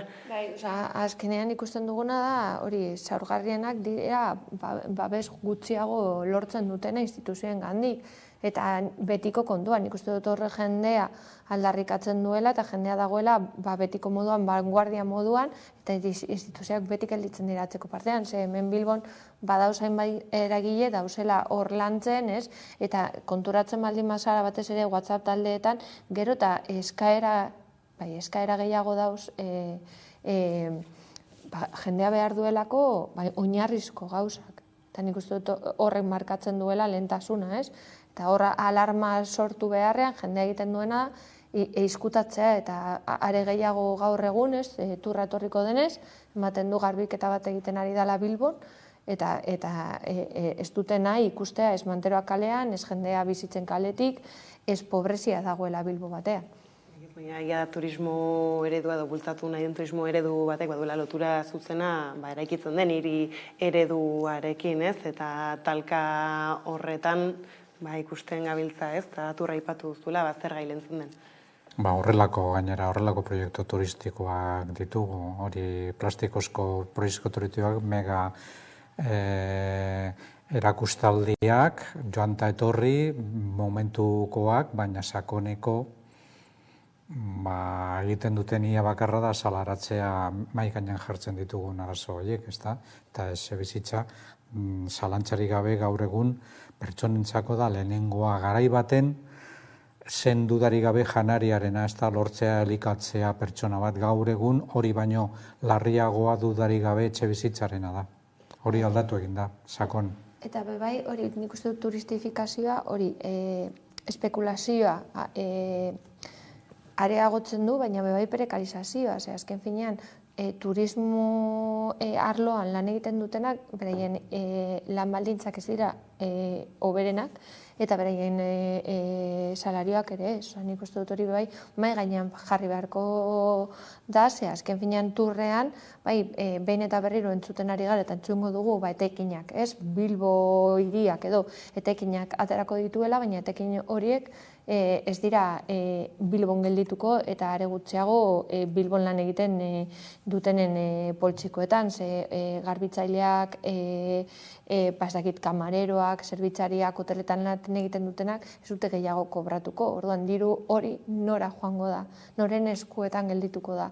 Eta kontrakoa, hemengo hiritarrok, pairatuko ditugu ondorioak, ikusten ari gara garraio publikoan nola aldaketak egongo diren, kale murrizketak, espazio publikoaren okupazioa, hainbat ondorioak pairatuko ditugu hiritarrok, baina gero etekinak ez ditugu ikusiko.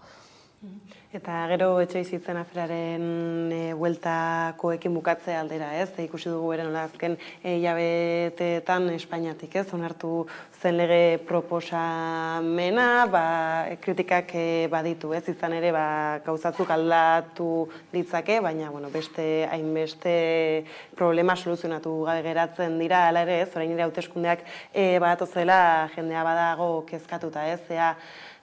Emaitzen arabera, halako aurrerapen txikiak ere non geratuko diren? Jendeak eskatuta egon beharko, baina badirudi keskarik handiena da norbaiti estokatzea hori hauteskunde egun horietan boskatzeko mailan etor daitekena ondorioz baino, ez da? Ez dakit nik. Ze punturaino egongo diren horrelako gaiak mai gainean hauteskunde horietan, ez da? Gainera egia da, oraingoz ez da, kanpaina aurrean edo gaudela murgilduta, politikariak entzuten ditugu ez, apurra eta arrastraka maiatzen 28ko hauteskundetan gertatutakoekin, ez, eta oraindik behintzat egia da, ez, proiektu ez, eta antzeko ez gutxi gabiltzela entzuten. Bai, nik hori etxebizitzaren legea dela eta nik aipatuko nuke AJPNV-ek esan zuela, ezaguela oso pres esartzeko tinot eaen. Orduan ez dakit nik hor zer dagoen atzetik, eta ea jendea hori entzuna daukan eta ea konsientea den nor gobernatuko duen hemen eta zer nolako politikak egin guten, ze jendea bai dagoela keskatuta ea zer helduko den estatuko gobernura, baina hemen daukaguna ere ikusten ari gara aurrerapen asko ez daudela pres egiteko, nik. Eta hauteskundeak direla eta nik uste dut komentatu genuela, zer nolako hori esaten genuena. Ez dauz proiektuak atzean, eta proiektu horiek ez dira betetzeko derrigorrezkoak, beraz, berdin da zer botatzen duten. Eta nik are gehiago esango nuke, jendea dago behin eta gehiago esan ez jendea animatzen boskatzera joateko, baina gero boskatzera joaten zara, eta gero trikimaioren bitartez berdin da zenolako emaitzak. Egon ziren pasaren hauteskundetaz, haiek egin dute beraien kalkula jartzeko nahi dutenak gobernuetan.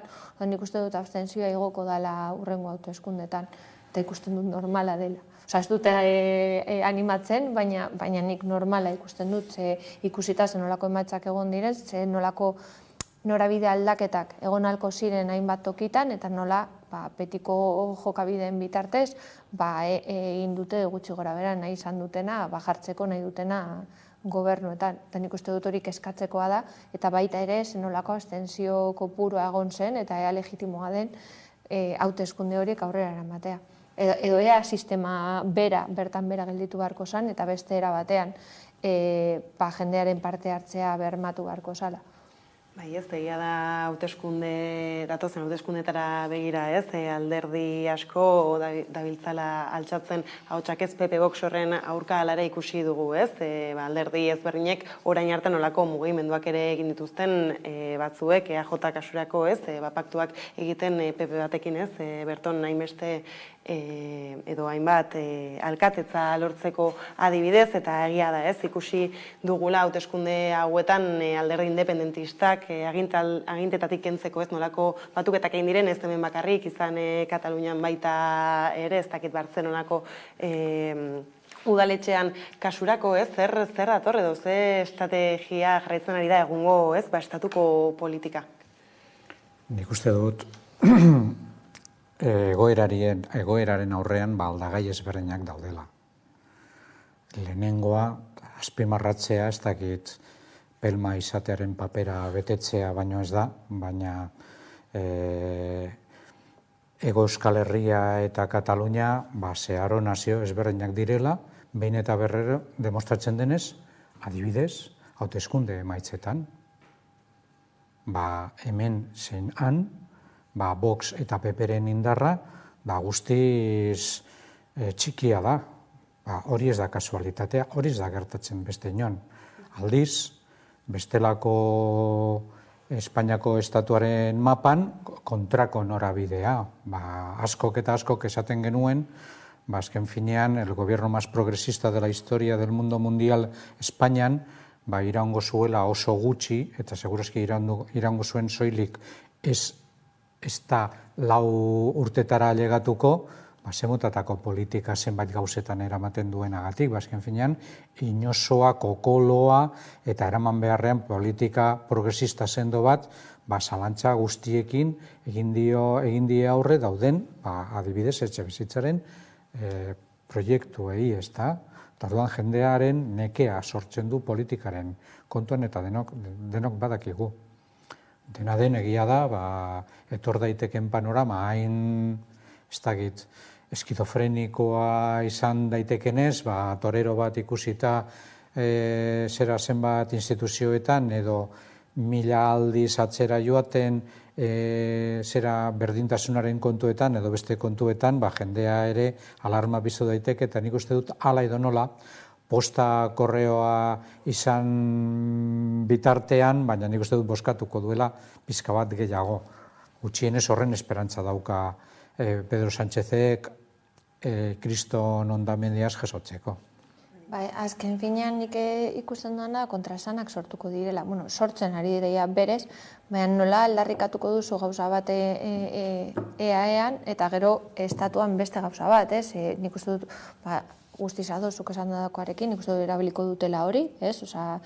Beldur botoa edo ez dakit zelan deitzen den, baina aldi berean zauz pertsona horiekin gauzak negoziatzen, orduan ez dauka zentzu handirik, ez? Nik ez dakit nori irakurri diote adierazpenak eta esaten du, momentu ezberdinak dira, leku ezberdinak, nipetzen, nola momentu ezberdinak, inoiz baino, ez? Gertuago dauze hauteskunda bat bestearekin, ez? Eta orduan momentu berdina da, baina zuzauz jolasten leku batean batera eta beste leku batean bestera. Eta nik uste dut ez dakit jendea hori benetan konturatuko den eta hori ez dakit norabide aldaketa bat suposatuko duen. Izan doni Ortuzarrek astelehenean esaten zuen, ez? Esan ez ere bozka erabilgarria Euskaldunentzat bazela EAJ, ez? Espainiako horretara begira, badaukagu bideo bat hain justu, ez? Bertoko politika ordezkariek uztailaren 23ra begira esandakoekin, badirudi zer apurra beranduago sartuko dugula, baina tira ez, horixe ez, agian berton egoitza dituzten alderdiek ez, EAJ orain badago bideoa ikusiko dugu. Hilabete bat gelditzen da uztailaren 23ko Espainiako gorteen hauteskundetarako. Maiatzeko udal eta foru hauteskunden ondorenean, hauteskundeak aurreratzeren iragarpena egin zuen Pedro Sánchezek. Hego Euskal Herrian EH Bilduk lortu zuen nagustasuna, subiranistek irabazi baitzuten. Hala ere, Espainiako mapak bestelako itxura hartu zuen. Podemosen gainberak PPek PSOE-ri aurre egitea eragin zuen, naiz eta bozetan Sánchezen alderdiak irabazi. Hala, hausnarketarako tarte gutxi utzita uztailaren 23ko hauteskunden kanpaina aurrea abiatu zen, eta horrek baldintzatu du udal eta foru gobernuen osaketa. Larun batean, eratu ziren udalak eta PPren babesa jaso zuen EAJak asteburu honetan. Euskal Herriko zeinbait udaletan, alkate makila jeltzalen esku gerasedin EH Bilduren kalterako. Hala ere, EAJak dio babes hori Alderdi Popularraren erabakia izan zela, baina ez zela egon inolako akordiori. Eta gero Pepek berak erabaki dau, Pepek hauteskunde gauean esan eban ja, hor jarrera bat izango ebala. Ez dugu horretaz hitz egin, ez dugulako ezer negoziatu, ez da negoziatuko bide horretatik Alderdi Popularragaz. Hala, naiz eta euren babesa erabili alkatetzak lortzeko osaketak egin eta bi egunera, EAJako presidente Andoni Ortuzar PPren aurkaritu zen. Izan ere, Ortuzarren esanetan, EAJarentzat ez da gauza bera PSOEk ala PPek gobernatzea. Azken batean, EAJaren eta PSren arteko itunak garbi utzi dituzte gauzak zeinbait udalerritan. Hala, PSeko idazkari nagusieneko Anduezak adierazi zuen Moncloako bateak parez pare irekiko zizkiola PP Vox bikoteari udal eta foru hauteskundeen ostean EH Bildurekin adostu izanak. Sin duda alguna hubiéramos abierto la puerta de la Moncloa de par en par al Partido Popular y a Vox, y nosotros no estamos dispuestos a hacerlo. Udal eta foru gobernuen mapa berriak eta ura egituratzeko alderdiek egin dituzten eta ez dituzten itunak mintzak dira jadanik kanpaina aurre honetan. Hala, Aliantza Santuak eskuin muturaren markoa onartu duela dio Arnaldo Otegi EH Bilduko ordezkariak, eta orain ez dela asteria PP Vox gelditzera deitzea. Eta horren segidan Mertxe Aizpuruak adierazi duenez, EH Bildu da euskal berme bakarra. Beste batzuk, zalantza egin eta Feijóoren PParekin negoziaketetan dabiltzan bitartean, ez dezagun ahaztu gainera Voxekin eta ultraeskuinarekin elkarlea lanean dabilen PPari buruz ari garela. Ortuzarrek bestalde uste du ezin dela eraman bost batzuen logika beste batzuetara. Edo nolare, kanpaina hasi aurretik alderdiak prest daude bigarren itzulerako. Ez ikusi dugu azken aste hauetan ez nola EAJ, PSE baita ere konbentzitu nahian dabiltza herritarrak PPrekin hitz egin ere ez dutela egin, ez da gero ikusi ditugu argazkiak esaterako bastida batean zer gertatu den. Barkatu komentario txiki bat itxaso Atutxak esan duenari. Zelan ez da egon tratu bat?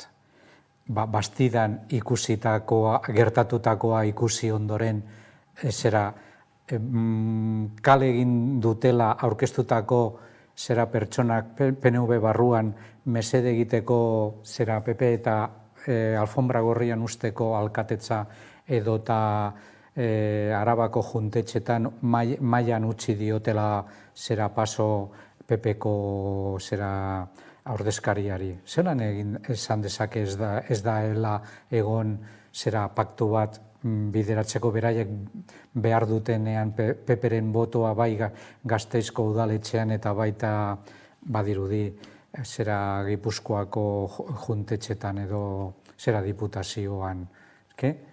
Mela garela uste duela edo beste kontu bat da horrelako mugimenduek nolabait kaltetuko duen ala ez PNV. Hori beste kontu bat da, agian ez. Ze jendea posposik dagoela, edo egon daiteke posposik horrelako alkatetzak lortuta da adibidez Durangokoarekin. Atzo bertan entzundako hori berreskuratu dutela, 2019an galdu zuten alkatetza hori beste kontu bat da.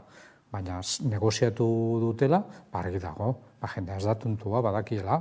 Eta hori legitimoa izan daiteke, zergatik ez esan desatela argi eta garbi, esan nahi dut. Zuk esaten duzuna, nik uste dut olako adierazpenak meskonfiantza bat sortzen dutela, ez? Osa, ezken finean da, zuk esaten duzuna. Osa, esan baietz, eta saldu zergatik egin duzun, eta zetekinak atera dituzun, ez? Bai zure osa, ez dakit nola esan, zure boska txailentzat, edo ez dakit nola esan, baina bestela horrelako adierazpenak entzutean niri hori meskonfiantza sortzen zait. Baina norbait ulertu nahi baldin badu, ekintzek probatzen dutela gezurretan dabilela. Esan nahi dut argi eta garbi. Beste gauza bat dira hauteskunde kalkuluak, norabide, politika, ez dakit zer eta ez dakit nor. Eta denok badakigu, Feijóo irabastekotan egongo ez balitz Madrilen agian PNVek beste era batez jokatuko zuen. Eta hori, joku politiko honetan legitimo izan daiteke. Beste gauza bat da, hori morala, etiko, ez dakit zer eta ez dakit nor, ez da? Gainera, Pepeko ordezkariak ere ikusi izan ditugu eskatzen, ez? Eta negoziak eta hoietaz hitz egiten, Bastidako kasua ere aipatu duzu, ez? Eta nola, kasu honetan Eduardo Barinak esaten zuen, ez? Agindu diotela Pepekoari hori, pasilloa jartzen, eta badirudi, ez dakigu, ez?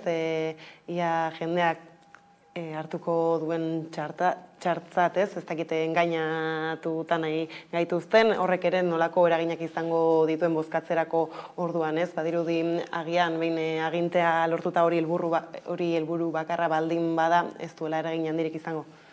Nik ez dut uste faktura hondirik kobratuko duenik EAJak horrelako komida artean mesedea egitearren PPKoi edo hobeto esan da bere makulua erabiltzea zenbait kargua berreskuratzeko, ezta? Alde batetik, orain arte, handitu bada PNV-ren esparrua izan da, PPk jandion neurrian edo neurria handi batean. Eta gertatzen ari da PPren nolabait pasaden hauteskundetan berreskuratu ditu horietako zenbait boto, zan nahi dut, egia da, nik uste dut zorioneko kontua dela, jentea konturatzen dela, orain arte eramaten den politika amildegira garamatzan, nik uste dut argi eta garbi, eta orduan gizarte kritika batzuk agereratu dira eta agertu direla hauteskunde horien bitartez. Batzuk eskerrera joan dira, baina Vox eta PPk ere irabazi baditu botoak, nolabait horrelako kexak, horrelako kritikak, horrelako desgaztea ere sektore horietan nabarmendu egin dela, eta horregatik nolabait nire irakurketa dela berreskuratu dute aurreko botoa, ez da.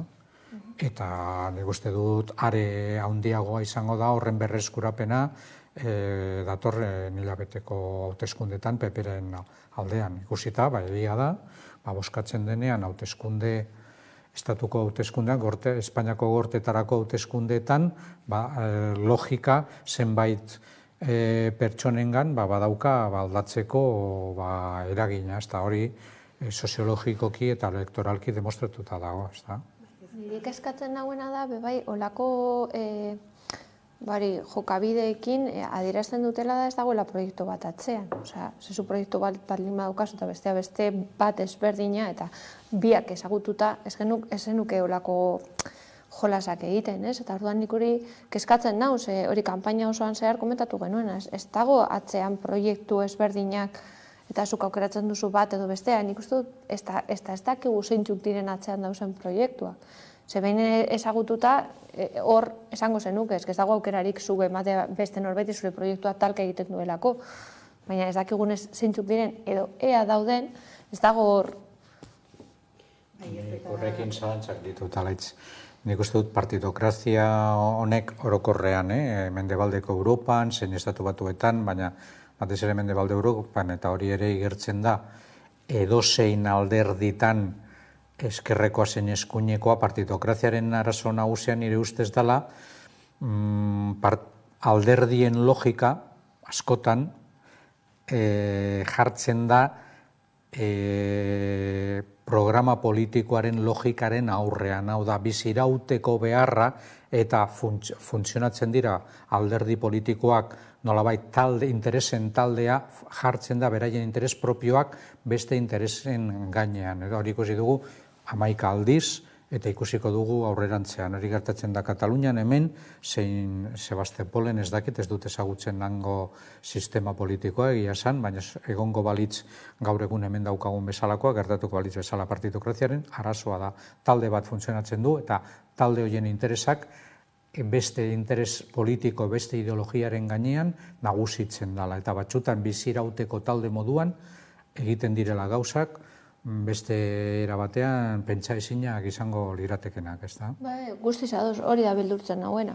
Hori da beldurtzen nahuena. Haiek mantentzeko hor pontroetan egingo duten nahi dutena eta ez dute... Pontrona baino gehiago dela, esan nahi dut. Batzutan ikusten dugu gauza nolabait momentuan ikusten duen edo diruarena, boterarena, baina badaude talde moduan badaude interes batzuk alderdi moduan. Ziurrenik izango dugu hastia beste gumaten ez, guztioni berriro heltzeko, izan badirudi hauteskundeen bueltakoek luzerako ematen ari direla, eta orain langatazketara egingo dugu salto, izan ere Bizkaiko eskuhartze sozialeko langileak greban daude, baukau kameraren beste aldean Vanessa Núñez, gizarte hezitzailea da, elako ordezkaria, kaixo eguerdion ondo etorri. Egunon, eskerrik asko. Jo bai, tira, aste honetan bigarren greba eguna duzue, orain justu ez, manifestaziotik bazatozela badakigun, aurretik ere beste lanuzte... Hemen hau lagunduten, gainera. Gainera bakigu... Kidea, dekoa zemen. Ze ondo, eta gainera bakigu lanuzte gehiago egin dituzuela aurretik ere, orain arteko protesten zer balorazio egiten duzue hasteko? Uste genuen baino beto. Gaur jende nahikotxo egon gara, urreko grebetan eta mobilizazioan bebai, eta berez guk eta helak aspaldi gabiz egiten mobilizazioak, ja 2022tik gabiz geldierak eta mobilizazioak egiten, eta oin adostuteko beste sindikatuek ekaz, egin doguz mobilizazioak eta 4 eguneko grebak. Gainera egia da oraingo honetan ere salatu duzuela, ekainaren 14an patronalak egindako proposamena bera, zer jasotzen zuen proposamen honek zergaitik ezezkoa esan? Guk hori 2021an elan hasi genuen lan potente bat egiten, basetatik, eta oindeko mailan gainean jarrita aldarrikepenak dira hori langilok egin ditugun aldarrikepenak. 2021an lan zentroetan egin ziren 480 inkesta, eta handik batu genuen oingo mai gainean dekogu zen aldarrikepenak. Eta gainera lotuta dago zuen sektorea ere parte handi batean zaintza berarekin, gehituta honen bueltan zein testuinguru dugun gaur egun, egia da gaur justu ere jaso dugula berria. Ez nola azaroaren 30ean izango den zaintza greba, azkenean testuinguru guzti honekin badu zerikusia zuenak, ez da? Bai, argi dau administrazioak horrela aitortzen dau ze balio ematen dion zeinketen arloari. Eta, gure aldarrikepenak ez dira, ez da bakarrik soldata duina, hori behar da, ez da, bizi behar dugu. Eta, baina kontue da, eta gure erronka handiena da arrisku psikosozialak. Eta behar diren moduan neurriak hartu. Gainera, urrengo astean batuko zarete oker ez banaiz patronalarekin berriro ere, hainbat proposamen egin dituzue honezkero, espero da orain honetan aintzat hartu eta hitzarmena zuen eskariekin berritzea? Hori, maiatzean egindako grebekaz, uste genuen, patronal aldetik pasu handiago eman behar zauela, baina ikusi dugu ez dauela preste pasuek emoteko. Orduan, behintzat guk gure duguna da KPI bermatzea, hori berez, gehi 2% igoera, eta hori, esan dodan moduan, arrisku psikosozialaren neurriek hartutea. Gure sektorean oso anitza da, baina gure zentruetan, ni adibidez lan egiten dudan zentruen, bizi egora latza bizi doguz, eta hori neurriak hartu behar direla, bai ala bai. Eta zuen partetik, sindikatutik, zein izango da hurrengo pausoa, horixe, aipatzen zenuen bezala, hurrengo bileran, egoera ez bada konpontzen.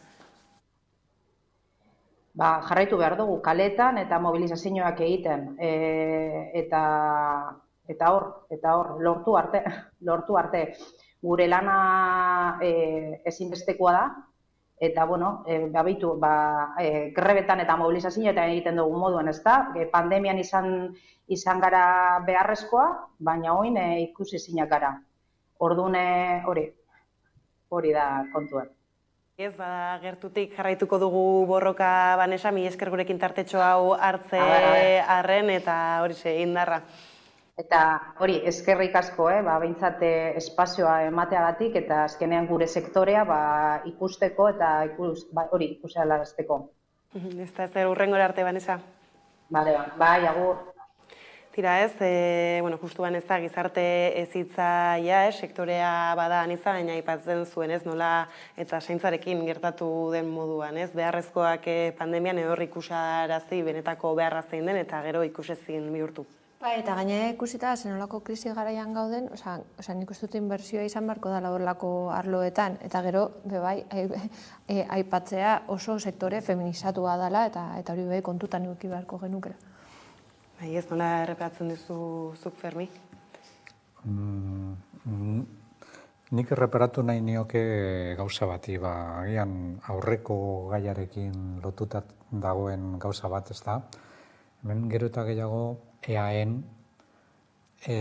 alderdiak betetzen ez duten papera, hau da, aldarrikatzea beharrezkoa den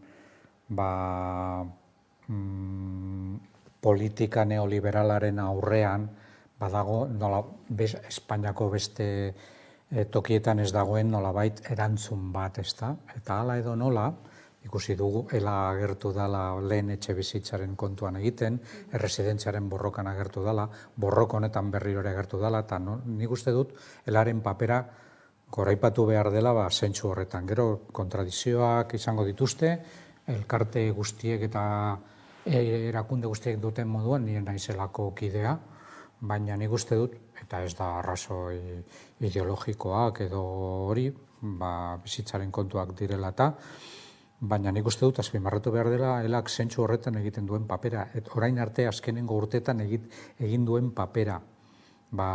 EAJarekin egin zuenetik bere austura 1980 aurrera, paper ez dakit kuriosoa, baina beste gizartetan gertatzen ez dena, eta sektore hau da hoietako bat.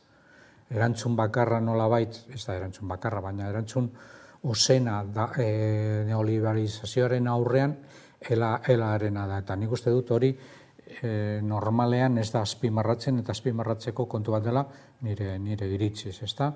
Eta importantea da sektore horiek mobilizatzea, komentatuko dugu ze greba feminista egongo den azaroaren 30ean, eta feminizatu, ez da kasualitate ere, aipatzen ditugun sektore horiek feminizatuenak direla normalean, eta liberalismoan batez ere jipoitzen dituen sektoreak, ze kasualitate dira feminizatuak diren. Eta horren aurrean nik uste dut, mugimendu feministak hau batez erantzun behar diola, bere errugak, ageriagoak eta bere aldak eta sakonak aurrera eramateko ezinbestekoa da horrelako bidea egitea, ez da.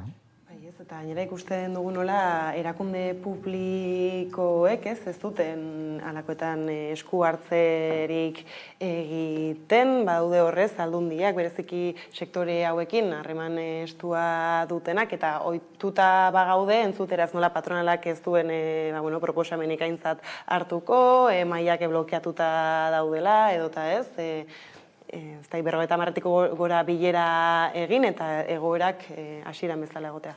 Nik uste dut argi gelditu dela, oinarrizko zerbitzu hauek behar beharrezkoak direla, baina alde berean, esaten duguna, izkutatuta egon dira aspalditik eta jarraitzen dute horrela, eta ematen dute direla bigarren mailako lanak, eta horrela hartzen dute, bai instituzioek, bai patronalak, baita gizartea ere, ez? Nik uste dut ez dagoela, aldarrikatu behar dela lan hauek, eta nik uste dut horretarako ere oso baliogarria izango dela greba feminista, ez? Nik uste dut hori 2018an egindako plantea batez ere nahi zuena eta irazi zuena izan zen hori ze garrantzitsua daukaten olako lanak eta nork egiten dituen olako lanak, ez? Ze azken finean emakumeen eskuetan gelditzen dira. Eta ez da kasualitatea mugimendu feminista izatea gaur egun mugimendu transversalena. Hori ez da gertatzen adibidez jubilatuen kontuetan. Ez soilik jubilatuak bakarrik dagokielako beraiek aldarrikatzen duten, ze azken finean beraiek aldarrikatzen dutena ez da beraientzako, ze jubilatuak jubilatuta daude, baina jubilazioen zera egoera aldarrikatzen da, batez ere belaunaldi berrien aurrean, eta oso importante da zentzu horretan mugimendu feminista, ze hor bai adin guztietako pertsonak agertzen direla, eta egoera ezberdinetako pertsonak agertzen direla ere orokorrean mugimendu feministak, eta hori ez da gertatzen beste mugimendu progresistetan gaur egun. Bezala nik uste dut. Gainera nik uste dute mugimendu feminista gaur egun lantzen ditu hainbat borroka ezberdinak, ez? Beste mugimendu batzuk egiten ez dutenak, ez? Lantzen eta lotzen. Bai, eta nik uste hori bai oso garrantzitsua dela. Eta egiten dute ondo, gainera nik uste dute lantzen direla modu oso egokia. Guztio parte hartze sentitzeko eta ikusteko... Ez que, kurioso da, baina neoliberalismo honek batez ere populazioaren erdia baino gehiago danaren aurrean batez ere jotzen duela, eta hori da, hala edo nola erantzun behar duen sektore nagusia. Justu ez, horri itxi zaigu iragarpena nola azaroaren 30ean izango den greba, badaukagu bideo bat eta bukatu baino lehen erreparatuko diogu berriz.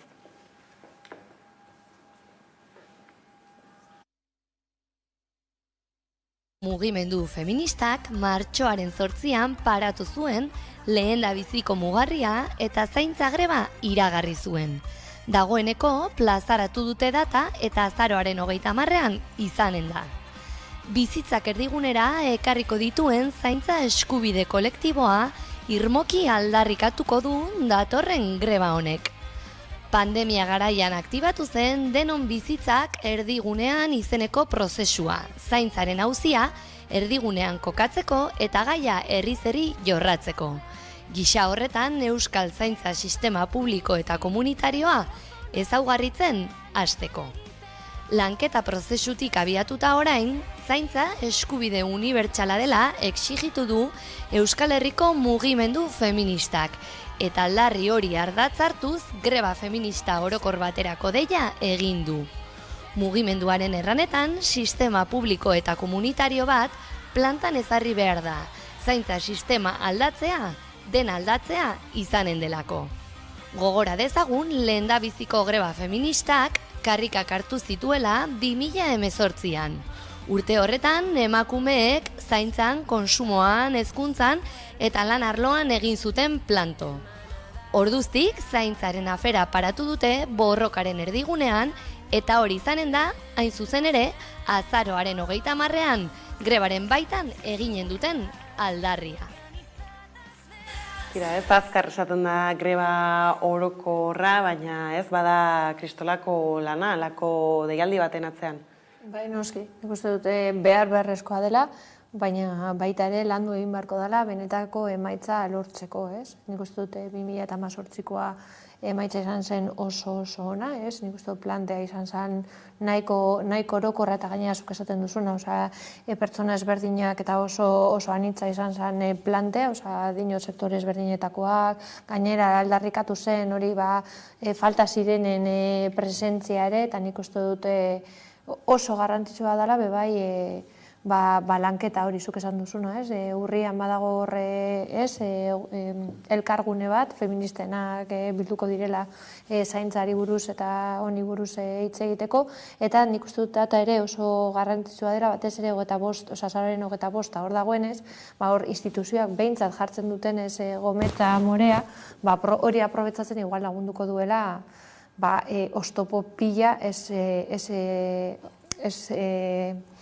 estopatzeko, baina alandaren ikuste dut jendea gongo dela greba hau estopatzen eta batez ere intoxikatzen, zeda gehien gustatzen zaiena, ez? Mugimendu feministak zeu zer antolatzen duenean, beti dago norbaitek, ez? Aprobetzatzen duela hori kaka sartzeko eta gauzak nahazteko. Bai, ez ikusi beharko dugu instituzioek ere nola helduko dioten alako deialdiari. Feministak eta edozen mugimenduak. Inoiz ez da egoera proposa greba bat antolatzeko. Hori behin eta berriro entzuten dugu, eta bai, zuk esaten duzuna beste aldetik arrazoizkoa da zeharo, ez da. Nik uste dut minimoki lantzen bada eta batez ere azaltzea zergatik egun horretan eta zein da helburua, ez da hori da importantea. Eta hori lortzen bada ulertaraztea zergatik eta zergatik beharrezkoa eta zergatik egun horretan nik uste dut aurrera atarako dela. Horrela gian datorren urtean proposa, datorren urtean ja egutegia finkatuta dago, 2025erako izango dugu beste jaieguna azaroaren 30ean, martxoaren 8ean izan baino, ez da?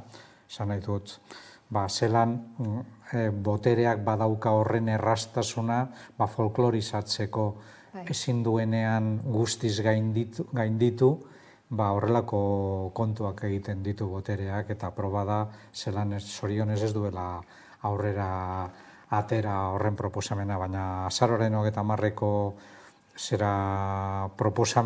greba proposamena, gainera soilik, ez zaile dagokie bakarrik emakumei, baizik eta gizarte osoari, hori argi dago. Ze defendatzen diren kontuak dira aurrera joateko eta ez jausteko amildegi horretan, pobreziaren amildegitan, bazterketaren amildegietan eta neoliberalismo orokorrean eraman nahi gaituen amildegi horretara, ez da. Eta iritsiko diazurrenik, ez? Zerbitzu minimoak eta ikusten dugu egunotako greba guztietan, ez? Zer nolako oztopoak jartzen dituzten erakundetatik, ala ere egia da, ez? Zein urduri jarri ziren greba feminista iragartzean, ez? Eta azkenean, horixe ez, dirudi aurtengo honetan martxoaren 8 ez dela jai izango, baina batek jakin. Nik uste dut hori errestasun handia daukate beraien ganatzeko, besteen borrokak eta beraien ganatzean, hori batez ere moteltzea, indarra edo esfortzua. Beraz, irrikitan nago behintzat ni neu ikusteko abertzelan aterako den greba orokora. Eta beraz, honekin bukatu baino lehen, ez dakit bietako orematek baduen ezer gehitzeko gaurko solasaldi honetan. Nik komentatzea, hori batez ere, orain deustuko obrak direla eta hainbat zuhaitz mosten ari direla, batez ere ikusten dutelako merkeago ateratzen dela mostea transplantatzea baino, eta hori salatzeko urrengo astelenean 26an egongo dara mobilizazioa San Felicissimotik arratsaldeko 6:30. Zara aztu deustuko parte horretatik zuhaitza neafera hori ezagutzen zenuen? Nik pentsatzen nuen azpimarratuko zuela Laitzek hori manteroen kontua pasaden larun batean gertatu zena, ez da? Ze behin gertatu zen larun batean eta berriro ere gertatuko zela, ez da? Nik uste dute turra heldu eta joan arte egongo dela garbiketa bat Bilbon eta ikusiko da hainbat arloetan. Eta zoritzarrez, segurazki, pobrena jasoko dutela parte okerrena. Baina baita ere, hiritarrok, zikinkeri gehiago gongo da, zarata gehiago gongo da, ikusiko ditugu presioak nola igoko diren egun hauetan, zelan indartuko diren pisu turistikoen ideiak, nik uste dut hiri eredua aldatu nahi dutela, eta ezin diogu utzi benetan Bilbo bat bere identitatea galtzea eta bihurtzea postal besterik ez. Eta gainera hori, jendea Bilbotik botatzen. Bai ez, deialdiak horrez, gai hauekin mobilizazioetara, ziurrenik turraren bueltan, datorren hastan izango dugu parada nahikoa hitz egiteko, beraz eskerrik asko Fermi eta Araitz, gurekin gaur izatearren, eta orain jarri garen eguneko albistekin bueltatuko gara.